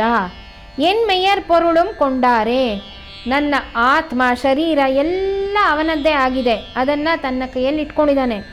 ಕೈ ಪೊರುಳ್ಗಳ ಮುನ್ನಮೇ ಕೈಕೊಂಡಾರ್ ಅಂದರೆ, ಯಾವ ರೀತಿ ಸುಮಿತ್ರೆ ಲಕ್ಷ್ಮಣನಿಗೆ ಹಾಲುಣಿಸುವಾಗ ಜೊತೆಗೆ ರಾಮಭಕ್ತಿಯನ್ನೂ ಸಹ ಬೋಧಿಸಿದಳೋ, ಅದೇ ರೀತಿ ಪೆರಿಯಾಳ್ವಾರರು ಗೋದೆಗೆ ಹುಟ್ಟಿದಾಗ್ಲಿಂದಾನೇ ಭಗವದ್ಭಕ್ತಿಯನ್ನು ಧಾರೆ ಎರೆದಿದ್ದಾರೆ. ಕಾವಿರಿ ನೀರ್ ಸೇಯ್ ಪುರುಳ ಓಡುವುದುಂ ತಿರುವರಂಗಟ್ ಚೆಲ್ವನಾರ್ ಅನ್ನೋದನ್ನು ಇಲ್ಲಿ ನಮಗೆ ತುಂಬ ಚೆನ್ನಾಗಿ ವ್ಯಾಖ್ಯಾನಕಾರರು ಪೂರ್ವಾಚಾರ್ಯರು ಹೇಳ್ತಾರೆ. ನದಿ ನೀರು ಕಾವೇರಿ ಬೆಳೆಗಳ ಮಧ್ಯೆ ಹೋಗ್ತಾ ಹರಿತಾ ಇರ್ತಾಳೆ, ಎಲ್ಲವೂ ಫಲ ಕೊಡತ್ತೆ. ಹಾಗೆ ಭಗವಂತ ಅವನ ಕಾರುಣ್ಯ ಎಷ್ಟು ಅಂದರೆ, ನಮ್ಮ ಪ್ರಯತ್ನದಿಂದ ನಾವೇನೇ ಮಾಡಿದ್ರೂ ಅವನು ಒಲಿಯೋದಿಲ್ಲ. ಆದರೆ ಅವನ ಕರುಣಾ ಕಟಾಕ್ಷ ಹರಿದಾಗ ಎಲ್ಲರ ಮೇಲೂ ಒಂದೇ ಸಮನೆ ಹರಿಯತ್ತೆ. ಇವರು ಇಂಥವ್ರು, ಇವ್ರು ಅಂಥವ್ರು ಅಂತ ಯಾವುದೇ ಭೇದ ಭಾವ ಮಾಡೋದಿಲ್ಲ ಭಗವಂತ ಅಂತ ಇಲ್ಲಿ ಹೇಳ್ತಾಳೆ. ತಮ್ಮುಡೆಯ ನನ್ಮೈಗಳೇ ಎಣ್ಣುವಾರೇ ಅಂತಾಳೆ. ರಾಮಾವತಾರದಲ್ಲಿ ಭಗವಂತ ಸೀತೆಯನ್ನು ರಕ್ಷಿಸೋ ತನಕ ಅನ್ನಾಹಾರಗಳನ್ನು ದೂರ ಮಾಡಿಬಿಟ್ಟ, ಲಂಕೆಗೆ ಸೇತುವೆ ಕಟ್ದ. ಒಂದು ಮಹಿಳೆಗೆ ಇಷ್ಟೆಲ್ಲ ಕಷ್ಟಗಳನ್ನು ಅನುಭವಿಸ್ತಾ, ನೀನು ಇದನ್ನೆಲ್ಲ ಮರ್ತುಬಿಟ್ಟು ಒಂದು ಪುಟಾಣಿ ಹುಡುಗಿ ನಾನು, ಆದರೂ ನನಗೆ ಈ ರೀತಿ ನೀನು ಅನುಗ್ರಹ ಮಾಡದೆ ಇನ್ನೂ ಇದೆಯಲ್ಲ ಅಂತ ದೂರ್ತಾ ಇದ್ದಾಳೆ. ಆದರೂ ಪೆರಿಯಾಳ್ವಾರರು ಭಗವದ್ಗೀತೆಯಲ್ಲಿ ಹೇಳಿರೋ ಧರ್ಮವನ್ನು ತಾನು ಮಾತ್ರ ಆಚರಣೆ ಮಾಡದೆ ಇರೋದಿಲ್ಲ, ಪರಮ ವಿಶ್ವಾಸ ಹೊಂದಿದ್ದೀನಿ ಅಂತ ಹೇಳ್ತಾಳೆ. ಈಗ ಇದನ್ನೆಲ್ಲ ಕೇಳಿಸ್ಕೊಂಡು ಅವರೆಲ್ಲ ಅವ್ರವ್ರ ಮನೆಗೆ ಹೊಟ್ಟೋಗ್ಬಿಟ್ರು. ಸಖಿಯರೆಲ್ಲ, ಗೋಪಿಕೆಯರೆಲ್ಲ ಮಾತ್ರ ಇಲ್ಲೇ ಇದ್ದಾರೆ. ಇವ್ರಿಗೂ ಹೇಳಾದ್ಮೇಲೆ ಇನ್ನೇನು ಉಳಿದಿದೆ ಗೋದೆದಕ್ಕೆ? ಒಂದೇ ಕಡೆ ಕೂತು ಕೂತು ಇಷ್ಟೆಲ್ಲ ಹೇಳಿದ್ರು ಆ ಕೃಷ್ಣನಿಗೆ ಬುದ್ಧಿ ಬಂದಿಲ್ಲ. ಏನು ಮಾಡೋದು? ನಾನೇ ಅವನಿರೋ ಅಂಥ ಎಲ್ಲ ದಿವ್ಯ ದೇಶಗಳಿಗೆ ಯಾತ್ರೆ ಹೊಟ್ಟೋದ್ರೆ ಹೆಂಗಿರತ್ತೆ ಅಂತ ಯೋಚನೆ ಮಾಡಿದ್ಲು. ಹೇಳಕ್ಕೆ ಹೋಗ್ತಾಳೆ, ಶಕ್ತಿ ಇಲ್ಲ. ಸರಿ, ಗೋಪಿಕೆಯರಿಗೆಲ್ಲ ಹೇಳ್ತಾಳೆ, ಬನ್ರೆ ನಾವೆಲ್ಲ ಮಥುರಾ, ಗೋಕುಲ, ಬೃಂದಾವನ, ದ್ವಾರಕೆಗೆಲ್ಲ ಹೋಗೋಣ ಅಂತ. ಅದು ಹೈರಾರ್ಕಿನಲ್ಲೇ ಹೇಳ್ತಾ ಬರ್ತಾಳೆ. ಮೊದಲು ಮಥುರೆ, ಅವನ ಜನ್ಮಸ್ಥಾನ, ಆಮೇಲೆ ನಂದಗೋಕುಲ, ಅವನ ಬಾಲ್ಯ ಕಳೆದಂತಹ ಒಂದು ಊರು, ನಂದಗೋಪನ ಅರಮನೆ, ಯಮುನಾ ನದಿ ತೀರ, ವೃಂದಾವನ, ಯಮುನಾ ನದಿ ಕಾಳಿಂಗ ನರ್ತನ ಆದಂತಹ ಜಾಗ, ಗೋವರ್ಧನ, ಆಮೇಲೆ ದ್ವಾರಕೆ. ಹೀಗೆ ವೈಕುಂಠಕ್ಕೆ ಭಗವಂತ ನಿರ್ಗಮಿಸೋದನ್ನು ಕಡೆಯ ಪಾಶುರದಲ್ಲಿ ಈ 12ನೇ ದಶಕದಲ್ಲಿ ದರ್ಶನ ಮಾಡಿಸ್ತಾಳೆ. ಪಿಳ್ಳಂಗೋವಿಯ ಚೆಲ್ವ ಕೃಷ್ಣನ ಎಲ್ಲಿ ನೋಡಿದಿರಿ, ರಂಗನ ಎಲ್ಲಿ ನೋಡಿದಿರಿ, ನಂದಗೋಪನ ಮಂದಿರಂಗಳ ಸಂದುಗೊಂದಿನಲಿ, ಚಂದ ಚಂದದ ಗೋಪ ಬಾಲರ ವೃಂದ ವೃಂದದಲ್ಲಿ, ಸುಂದರಾಂಗದ ಸುಂದರಿಯರ ಹಿಂದು ಮುಂದಿನಲಿ, ಅಂದದ ಕಳಕಂದರುಗಳ ಮಂದೆ ಮಂದೆಯಲಿ, ಈ ಪಿಳ್ಳಂಗೋವಿಯ ಚೆಲ್ವ ಕೃಷ್ಣನ ಎಲ್ಲಿ ನೋಡಿದಿರಿ, ರಂಗನ ಎಲ್ಲಿ ನೋಡಿದಿರಿ ಅಂತ ದಾಸರು ಸಹ ಈ ರೀತಿ ಎಲ್ಲರನ್ನೂ ಕೇಳ್ತಾರೆ ಬೀದಿಯಲ್ಲಿ ಹೋಗುವಾಗ. ಈಗ ಆ ಗೋಪಿಕೆಯರೆಲ್ಲ ಅವ್ರವ್ರ ಮನೆಗೆ ಹೋಗಿ, ಅಮ್ಮ ಅಮ್ಮ ಬಾಮ್ಮ, ಇವಳು ಗೋದೆ ಈ ಮಥುರಾ ವೃಂದಾವನಕ್ಕೆಲ್ಲ ಹೋಗೋಣ ಅಂತ ಹೇಳ್ತಾಳೆ, ನಮ್ಮನ್ನು ಕರ್ಕೊಂಡು ಹೋಗ್ಬೇಕು, ನಾವೆಲ್ಲ ಚಿಕ್ಕವರು, ಇಲ್ಲೇ ಇರೋವಂತಹ ಒಂದು ಏರಿಗೆ ಹೋಗ್ಬಿಟ್ಟು ಸ್ನಾನ ಮಾಡ್ದಂಗಲ್ಲ, ಅದೆಲ್ಲ ಸ್ವಲ್ಪ ದೂರ ಇದೆ, ಬಾಮ್ಮ ಬಾಮ್ಮ ನಾವು ಎಲ್ಲ ಹೋಗೋಣ ಅಂತ. ಅವ್ರ ಅಮ್ಮಂದ್ರಿಗೆಲ್ಲ ಕೋಪ ಬರ್ತಾರೆ, ಬುದ್ಧಿ ಹೇಳೋಕ್ಕೆ ಪ್ರಾರಂಭ ಮಾಡ್ತಾರೆ. ಗೋದೆ ಹೀಗೆಲ್ಲ ಮಾಡಬಾರ್ದು, ನೀನು ಮಥುರಾ ವೃಂದಾವನ ಏನು ಇಲ್ಲಿದೆಯಾ, ಅಷ್ಟು ದೂರ ಹೋಗಬೇಕು, ನಮ್ಮ ಕೈಯಲ್ಲೂ ಆಗೋದಿಲ್ಲ ಅಮ್ಮ, ಗಂಡಸರೆಲ್ಲ ಬರಬೇಕು ಅಂದರೆ ಅವ್ರಿಗೆ ಉದ್ಯೋಗ ಇಲ್ವಾ, ನೀ ಹೀಗೆಲ್ಲ ಹಠ ಹಿಡಿಬಾರ್ದು, ಯಾರು ನಿನ್ನ ಪ್ರೀತಿನ ಅರ್ಥ, ಅವನಿಗೆ ನಿನ್ನ ಪ್ರೀತಿ ಅರ್ಥ ಆಗ್ತಾನೇ ಇಲ್ಲ, ಇಷ್ಟೆಲ್ಲ ಹೇಳಿದ್ರು ನಿನ್ನ ಪ್ರೀತಿನ ಯಾರು ಅರ್ಥ ಮಾಡ್ಕೋತಾರೋ ಅವನನ್ನು ಸುಮ್ಮನೆ ಮದುವೆ ಆಗು ಅಂತ ಬುದ್ಧವಾದ ಹೇಳ್ತಾರೆ. ಆಗ ಗೋದೆ ಇದ್ಬತ್ ಶಕ್ತಿನೆಲ್ಲ ಒಟ್ಟು ಮಾಡ್ಕೊಂಡು ಹೇಳ್ತಾಳೆ, ನೋಡಿ ಕೃಷ್ಣ ಒಲ್ದಿಲ್ಲ ಅಂತ ನನಗೂ ಗೊತ್ತು, ಆದರೆ ಅವನ ಸಂಪರ್ಕಕ್ಕೆ ಬಂದಿರೋ ವಸ್ತುಗಳು ನನಗೆ ಸೋಕಿದ್ರೂ ಸಾಕು, ನನ್ನ ಈ ಸುಸ್ತು ಸಂಕಟ ಎಲ್ಲ ದೂರ ಆಗಿ ಹೋಗ್ಬಿಡತ್ತೆ, ದಿಕ್ದಕ್ಷಿಣಾಪಿ ಪರಿಪಕ್ತ್ರಿಮ ಅಂತ. ಈ ರೀತಿ ಹೇಳಿದಂತಹ ಗೋದೆ ಚತುರೋಪಾಯಗಳಲ್ಲಿ ಒಂದಾದಂತಹ ಭೇದ ಅನ್ನುವ ಒಂದು ತಂತ್ರವನ್ನು ಸಹ ಇವಾಗ ಉಪಯೋಗಿಸ್ತಾಳೆ. ಹೇಳ್ತಾಳೆ ಈ ದಶಕದಲ್ಲಿ, ಕೃಷ್ಣ ನೀನು ರಾಮನ್ ಥರ ಅಲ್ಲ ಬಿಡು, ನಿನ್ನನ್ನು ಯಶೋದೆ ತುಂಬ ಮುದ್ದು ಮಾಡಿ ಬೆಳೆಸ್ಬಿಟ್ಟಿದ್ದಾಳೆ, ಎಷ್ಟೇ ಆದರೂ ಅವಳು ನಿನಗೆ ನಿಜವಾದ ತಾಯಿ ಅಲ್ಲ ತಾನೇ, ಅಷ್ಟೇ ಅಲ್ಲದೆ ಅವಳಿಗೆ ಬೇರೆ ನೀನು ಇಡೀ ಭೂಮಂಡಲನೇ ತೋರಿಸ್ಬಿಟ್ಟಿಯಲ್ಲ, ಅದು ಅವಳು ಮರ್ತಿದ್ರೂ ಸಹ ಅಯ್ಯೋ ನನ್ನ ಮಗ ಇಂಥವನು ಅನ್ನೋ ತುಂಬ ಹೆಮ್ಮೆ, ಜೊತೆಗೆ ಸ್ವಲ್ಪ ಜಂಬಾನೂ ಅವಳಿಗಿದೆ, ಹಾಗಾಗಿನೇ ನೀನೇನು ತಪ್ಪು ಮಾಡಿದ್ರು ಯಾರಿಗೆ ಒಲಿದಿಲ್ಲ ಅಂತ ಹೇಳಿದ್ರು ಅವಳೇನೂ ಕೇಳಲ್ಲ, ನೀನನ್ನು ಹೆಂಗಂದರೆ ಹಂಗೆ ಬಿಟ್ಬಿಟ್ಟಿದ್ದಾಳೆ, ತುಂಬ ಚೇಷ್ಟೆ ಮಾಡಿದ್ರು ನಿನ್ನನ್ನು ಅವಳಿಗೆ ಕೇಳೇ ಇಲ್ಲ, ಯಾರು ಬಂದು ನಿನ್ನ ಮೇಲೆ ದೂರು ಕೊಟ್ಟರು ನಿನ್ನ ನೋಡಿದ ತಕ್ಷಣ ಅವಳ ಕೋಪ ಎಲ್ಲ ಮಂಗಮಯ ಆಗಿ ಹೋಗ್ಬಿಡತ್ತೆ. ಅವನು ನನ್ನನ್ನು ಹೀಗೆ ಸತಾಯಿಸ್ತಾ ಇರೋದು ದೊಡ್ಡ ಅಪರಾಧ, ಕುಟ್ರಂ. ಇಂತಹ ತಪ್ಪನ್ನು ಯಾರಾದರೂ ಪದೇ ಪದೇ ಮಾಡ್ತಾ ಇದ್ದರೆ ಅವ್ರ ಮೇಲೆ ಕೋಪ ಬರುತ್ತೆ ತಾನೇ, ಒಂಥರ ನಿಷ್ಠುರ ಆಗ್ಬಿಡ್ತೀವಿ ತಾನೇ, ಪ್ರಾತಿಕೂಲ್ಯ ಬುದ್ಧಿ ಅಂತ ಹೇಳ್ತೀವಲ್ಲ, ಅದೆಲ್ಲ ನನಗೂ ಇದೆ. ಆದರೂ ಅವನ ಮುಖ ಜ್ಞಾಪಿಸ್ಕೊಂಡಿದ್ದ ತಕ್ಷಣ ಅದೆಲ್ಲ ದೂರ ಓಡಿ ಹೋಗುತ್ತೆ. ಶ್ರೀವೈಕುಂಠದಲ್ಲಿ ಹೇಗೆ ಭಗವಂತನ ದರ್ಶನ ಆದ ಕೂಡಲೇ ಮುಕ್ತಾತ್ಮರಿಗೆ ತಮ್ಮ ಹಿಂದಿನ ಜನ್ಮವೃತ್ತ ಅಂತ ಎಲ್ಲ ಮರ್ತು ಹೋಗುತ್ತೋ, ಹಾಗೆ ತುಂಡ್ಬಕ್ಕಡಲುಳ್ ತುವಳಾರೆ ಅಂತ 13ನೇ ದಶಕದಲ್ಲಿ ಆಂಡಾಳ್ ನಮಗೆ ಹಾಡಿ ತೋರಿಸ್ತಾ ಇದ್ದಾಳೆ. ಈ ಎಲ್ಲ ದಶಕಗಳಲ್ಲಿ ಆಂಡಾಳ್ ನಾಯಕ ನಾಯಕಿ ಭಾವದ ಮೂಲಕ ಜೀವಾತ್ಮ ಹೇಗೆ ಪರಮಾತ್ಮನನ್ನು ಸೇರೋದು ಅಂತ ಹಂತ ಹಂತವಾಗಿ ಹಾಡಿದ್ಲು. ಈ ಸಂಶ್ಲೇಷ ನಡೆಯೋ ತನಕ ಜೀವಾತ್ಮನಿಗೆ ಏನೆಲ್ಲ ವೇದನೆ ಆಗತ್ತೆ ಅನ್ನೋದನ್ನು ಹೇಳಿದ್ಲು. ಕಡೆಗೆ 14ನೇ ದಶಕದಲ್ಲಿ ಒಳ್ಳೆ ಖುಷಿಯಿಂದ ಹೇಳ್ತಾಳೆ, ಭಗವಂತ ನನ್ನ ಜೊತೆ ಇಷ್ಟೊತ್ತು ಕಣ್ಣ ಮುಚ್ಚಾಲೆ ಆಟ ಆಡ್ತಿದ್ದೀಯಾ ನೀನು ಅಂತ ನನಗೂ ಗೊತ್ತು. ಈಗ ಕಾಣಿಸ್ಕೊಂಡು ನನಗಷ್ಟೇ ಅಲ್ಲ ಗೋಪಿಕೆಯರಿಗೂ ದರ್ಶನ ಕೊಟ್ಟು ನಮ್ಮೆಲ್ಲರ ವೇದನೆ ನೀಗಿಸ್ಬಿಟ್ಟೆ ಅಂತ. ಇಟ್ಟೀರಿ ಇಟ್ಟು ವಿಳೆಯಾಡು ಅಂತ ಹೇಳ್ತಾಳೆ. ಪರಮಪದದಿಂದ ಇಳಿದು ಬಂದಂತಹ ಭಗವಂತ ಗೋಕುಲದಲ್ಲಿ ತನ್ನಿಷ್ಟ ಬಂದ ಹಾಗೆ ಆಟ ಆಡಿಕೊಂಡು ಚೇಷ್ಟೆ ಮಾಡಿಕೊಂಡು ನದಿಗೆ ಹಾರಿಕೊಂಡು ಇದು ಏನು ಚೋರನಾಗಿ, ಆಮೇಲೆ ದಾರ ಬಿಚ್ಚಿಟ್ಟಂತಹ ಗೂಳಿಯ ರೀತಿಯಲ್ಲಿ ಅವನು ಅಡ್ಡಾಡ್ತಾ ಇದ್ದ ಅಂತ ಇದರಲ್ಲಿ ಹೇಳ್ತಾನೆ. ಮುಕ್ತಾತ್ಮನೂ ಅಷ್ಟೇ ಪರಂಪದಕ್ಕೆ ಹೋದಾಗ ಆನಂದದಿಂದ ಭಗವಂತನಿಗೆ ಸಾಮಗಾನವನ್ನು ಹಾಡಿ ಸಂತೋಷ ವ್ಯಕ್ತಪಡಿಸ್ತಾನಂತೆ. ಇದು ಭಗವಂತನ ಲೀಲೆಯಾಗಿದೆ. ಇಂತಹ ಚೇಷ್ಟೆ ಪರಮಪದದಲ್ಲಿ ಕಾಣಸಿಗತ್ತಾ? ಇದು ಈ ಪದಿಕದಲ್ಲಿ ಇರುವಂತಹ ಒಂದು ಸಂಭಾಷಣಾ ರೂಪದಲ್ಲಿ ಆಂಡಾಳ್ ನಮಗೆ ತೋರಿಸಿದಾಳೆ. ಕೃಷ್ಣನನ್ನು ನೋಡಿದಂತಹ ಖುಷಿನಲ್ಲಿ ಗೋದೆ ಅವನನ್ನು ವರ್ಣನೆ ಮಾಡ್ತಾಳೆ. ಮತ್ತೆ ಕೇಳ್ತಾಳೆ, ನೀವೆಲ್ಲಾದರೂ ಅವನನ್ನು ನೋಡಿದ್ರ ಅಂತ ಗೋಕುಲದ ವಾಸಿಗಳಿಗೆಲ್ಲ ಕೇಳ್ತಾಳೆ. ವರಸೆಯಾಗಿ ಕೃಷ್ಣನನ್ನು ಬೇರೆ ಬೇರೆ ರೀತಿಯಲ್ಲಿ ಸಂಬೋಧನೆ ಮಾಡ್ತಾಳೆ. ಕಾರೇರು ಅಂದರೆ ಕರಿ ಎತ್ತಿನ ಹಾಗೆ ಇರೋ ಕೃಷ್ಣ, ಕುಟ್ಟೇರು ಚಿಕ್ಕ ಎತ್ತಿನ ಹಾಗೆ ಇರುವಂತಹ ಕೃಷ್ಣ, ಯಾನೈ ಕಂಡ್ರೆ ಚಿಕ್ಕ ಆನೆ ರೀತಿಯಲ್ಲಿ ಎಲ್ಲರನ್ನೂ ತಿವ್ಕೊಂಡು ಹೋಗ್ತಾ ಇರೋ ಕೃಷ್ಣ ಅಂತ. ಹೀಗೆ ಅವನನ್ನು ನೋಡಿದಷ್ಟು ಅವನ ರೂಪ ಬೇರೆ ಬೇರೆ ರೀತಿಯಾಗಿ ಆಂಡಾಳ್ಗೆ ತೋರತ್ತೆ.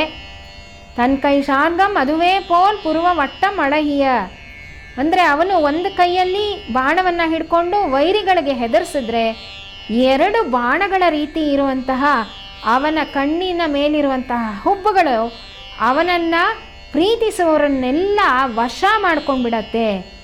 ಅದಕ್ಕೆ ಅವನು ಧರ್ಮಂ ಅರಿಯ ಕುರುಂಬ ಅಂತ ಕರೀತಾಳೆ ಆಂಡಾಳ್. ಮುಂದಿನ 5 ಶ್ಲೋಕಗಳಲ್ಲಿ ಭಗವಂತ ತನಗೆ ಸಿಕ್ಕಿದಂತಹ ರೀತಿಯನ್ನೆಲ್ಲ ವಿವರಣೆ ಮಾಡಿ ಆಂಡಾಳ್ ತನ್ನ ಕನಸಲ್ಲಿ ಕಂಡ ಹಾಗೇನೆ ಅವನ ಜೊತೆ ಆನೆ ಮೇಲೆ ಭಗವಂತನ ವಾಸಸ್ಥಾನವನ್ನು ಸೇರಿಕೊಡ್ತಾಳೆ. ಅಲ್ಲಿ ಅವಳನ್ನು ಎಲ್ಲರೂ ಹೇಗೆ ಮದುಮಗಳನ್ನು ಮನೆ ತುಂಬಿಸ್ಕೋತಾರೆ ಅಂದರೆ ದಾಸರಿ ಹೇಳೋ ರೀತಿ, ಹೆಜ್ಜೆಯ ಮೇಲೆ ಹೆಜ್ಜೆಯ ನಿಕ್ಕುತ ಗೆಜ್ಜೆ ಕಾಲ್ಗಳ ಧ್ವನಿಯ ತೋರುತ ಸಜ್ಜನ ಸಾಧು ಪೂಜೆಯ ವೇಳೆಗೆ ಮಜ್ಜಿಗೆಯೊಳಗಿನ ಬೆಣ್ಣೆಯಂತೆ ಭಾಗ್ಯದ ಲಕ್ಷ್ಮೀ ಬಾರಮ್ಮ ನಮ್ಮಮ್ಮನಿ ಸೌಭಾಗ್ಯದ ಲಕ್ಷ್ಮೀ ಬಾರಮ್ಮ. ನಾವೇನೋ ಆಂಡಾಳ್ ವಧುನ ನಿನ್ನೆ ದಿನ ಮದುವೆ ಮಾಡಿ ಕೃಷ್ಣನ ಜೊತೆ ಕಳಿಸ್ಕೊಟ್ಬಿಟ್ವಿ. ಆದರೆ ಅವಳು ಹೇಳಿರುವಂತಹ ಈ ನಾಚಿಯಾರ್ ತಿರುಮೌಳಿಗಳನ್ನು ನಮ್ಮ ಮನಸ್ಸಲ್ಲಿ ಸದಾ ಪ್ರತಿಷ್ಠಾಪನೆ ಮಾಡಿಕೊಳ್ಳೇಬೇಕು. ಆವಾಗಲೇ ನಾವು ಸಹ ಅವಳ ದಾರಿಯಲ್ಲಿ ಅವಳನ್ನು ಆಶ್ರಯಿಸಿ ಭಗವಂತನನ್ನು ಸೇರೋದ್ರಲ್ಲಿ ಯಾವುದೇ ಅನುಮಾನ ಬೇಡ ಅನ್ನೋದು ಇದರಿಂದ ನಮಗೆ ತಿಳಿದು ಬರುತ್ತೆ. ವಿಶೇಷವಾಗಿ ನಾವು ಮಹಿಳೆಯರು ನಮ್ಮ ದಿನನಿತ್ಯದ ಒಂದು ಸಂಸಾರದ ಜಂಜಾಟದಲ್ಲಿ ಯಾವಾಗಲೂ ಸ್ತುತಿ ಮಾಡೋಕ್ಕೆ ಆಗೋದಿಲ್ಲ. ಯಾಕೆಂದರೆ ಅದು ನಮ್ಮ ಧರ್ಮನೂ ಅಲ್ಲ. ನಮ್ಮ ಧರ್ಮ ಬಂದು ಮೊದಲು ನಮ್ಮ ಸುತ್ತಮುತ್ತಲು ಇರೋರಿಗೆ ನಾವೆಲ್ಲ ಕೈಂಕರ್ಯವನ್ನು ಮಾಡಿ ಉಳಿದ ಸಮಯವನ್ನು ವ್ಯರ್ಥ ಮಾಡದೆ ಈ ಥರ ಒಂದು ಸತ್ಸಂಗದಲ್ಲಿ ಈ ರೀತಿಯ ಒಂದು ವಿಷಯದಲ್ಲಿ ನಮ್ಮನ್ನು ತೊಡಗಿಸ್ಕೊಳ್ಬೇಕು ಅಂತ. ಆದರೆ ಅದಕ್ಕೂ ಅವಕಾಶ ಬೇಕಲ್ಲ. ಆ ರೀತಿಯ ಅವಕಾಶವನ್ನು ಭಗವದ್ ರಾಮಾನುಜರ ಅನುಯಾಯಿಗಳಾಗಿ ಅವರ ಒಂದು ಧರ್ಮವನ್ನೇ ಅನುಷ್ಠಾನ ಮಾಡ್ತಾ ಆಂಡಾಳ್ ಹೇಳಿರುವ ಸೂಕ್ತಿಯನ್ನೇ ಸದಾ ನಡೆಸ್ತಾ ಬರ್ತಾ ಇರುವಂತಹ ಪರಮಪೂಜ್ಯ ನಮ್ಮ GR ಸ್ವಾಮಿಗಳು ನಮಗೆ ಆಂಡಾಳ್ ಗೋಷ್ಠಿಯವರಿಗೆ ಇಷ್ಟೂ ದಿನ ಅನುಭವಿಸೋದಕ್ಕೆ, ಅದನ್ನೆಲ್ಲ ನಿಮ್ಮ ಜೊತೆ ಹೇಳಿ ಹಂಚಿಕೊಳ್ಳೋದಕ್ಕೆ, ನಮಗೆ ತಿಳಿದದ್ದನ್ನೆಲ್ಲ ಹೇಳ್ಕೊಳ್ಳೋದಕ್ಕೆ ಒಂದು ಅವಕಾಶ ಮಾಡಿಕೊಟ್ಟಿದ್ದಾರೆ. ಈ ವಾಚಾ ಕೈಂಕರ್ಯಕ್ಕೆ ಅವರು ಮಾಡಿಕೊಟ್ಟಿರುವಂತಹ ಅವಕಾಶಕ್ಕೆ ನಾವು ಏನು ಹೇಳಿ ಅದಕ್ಕೆ ಧನ್ಯವಾದ ತಿಳಿಸ್ಬೇಕು ಅನ್ನೋದು ನನಗಂತೂ ತಿಳಿತಾ ಇಲ್ಲ. ಹಾಗಾಗಿ ಅವರಿಗೆ ಮತ್ತೆ ಮತ್ತೆ ನಮಸ್ಕಾರಗಳನ್ನು ತಿಳಿಸ್ತಾ ಆಂಡಾಳನ್ನ ಸದಾ ನಮ್ಮ ಮನಸ್ಸಿನಲ್ಲಿ ದೃಢವಾಗಿ ಸ್ಥಾಪನೆ ಮಾಡಿಕೊಂಡು ಅವಳು ಹೇಳಿರೋ ಈ ಸೂಕ್ತಿಗಳನ್ನೆಲ್ಲ ನಮ್ಮ ದಿನನಿತ್ಯದಲ್ಲಿ ನಾವು ಅಳವಡಿಸ್ಕೊಳ್ಬೇಕು ಅಂತ ಪ್ರಾರ್ಥನೆ ಮಾಡ್ತಾ ಅವಳಿಗೆ ಮಂಗಳವನ್ನು ಹಾಡೋಣ.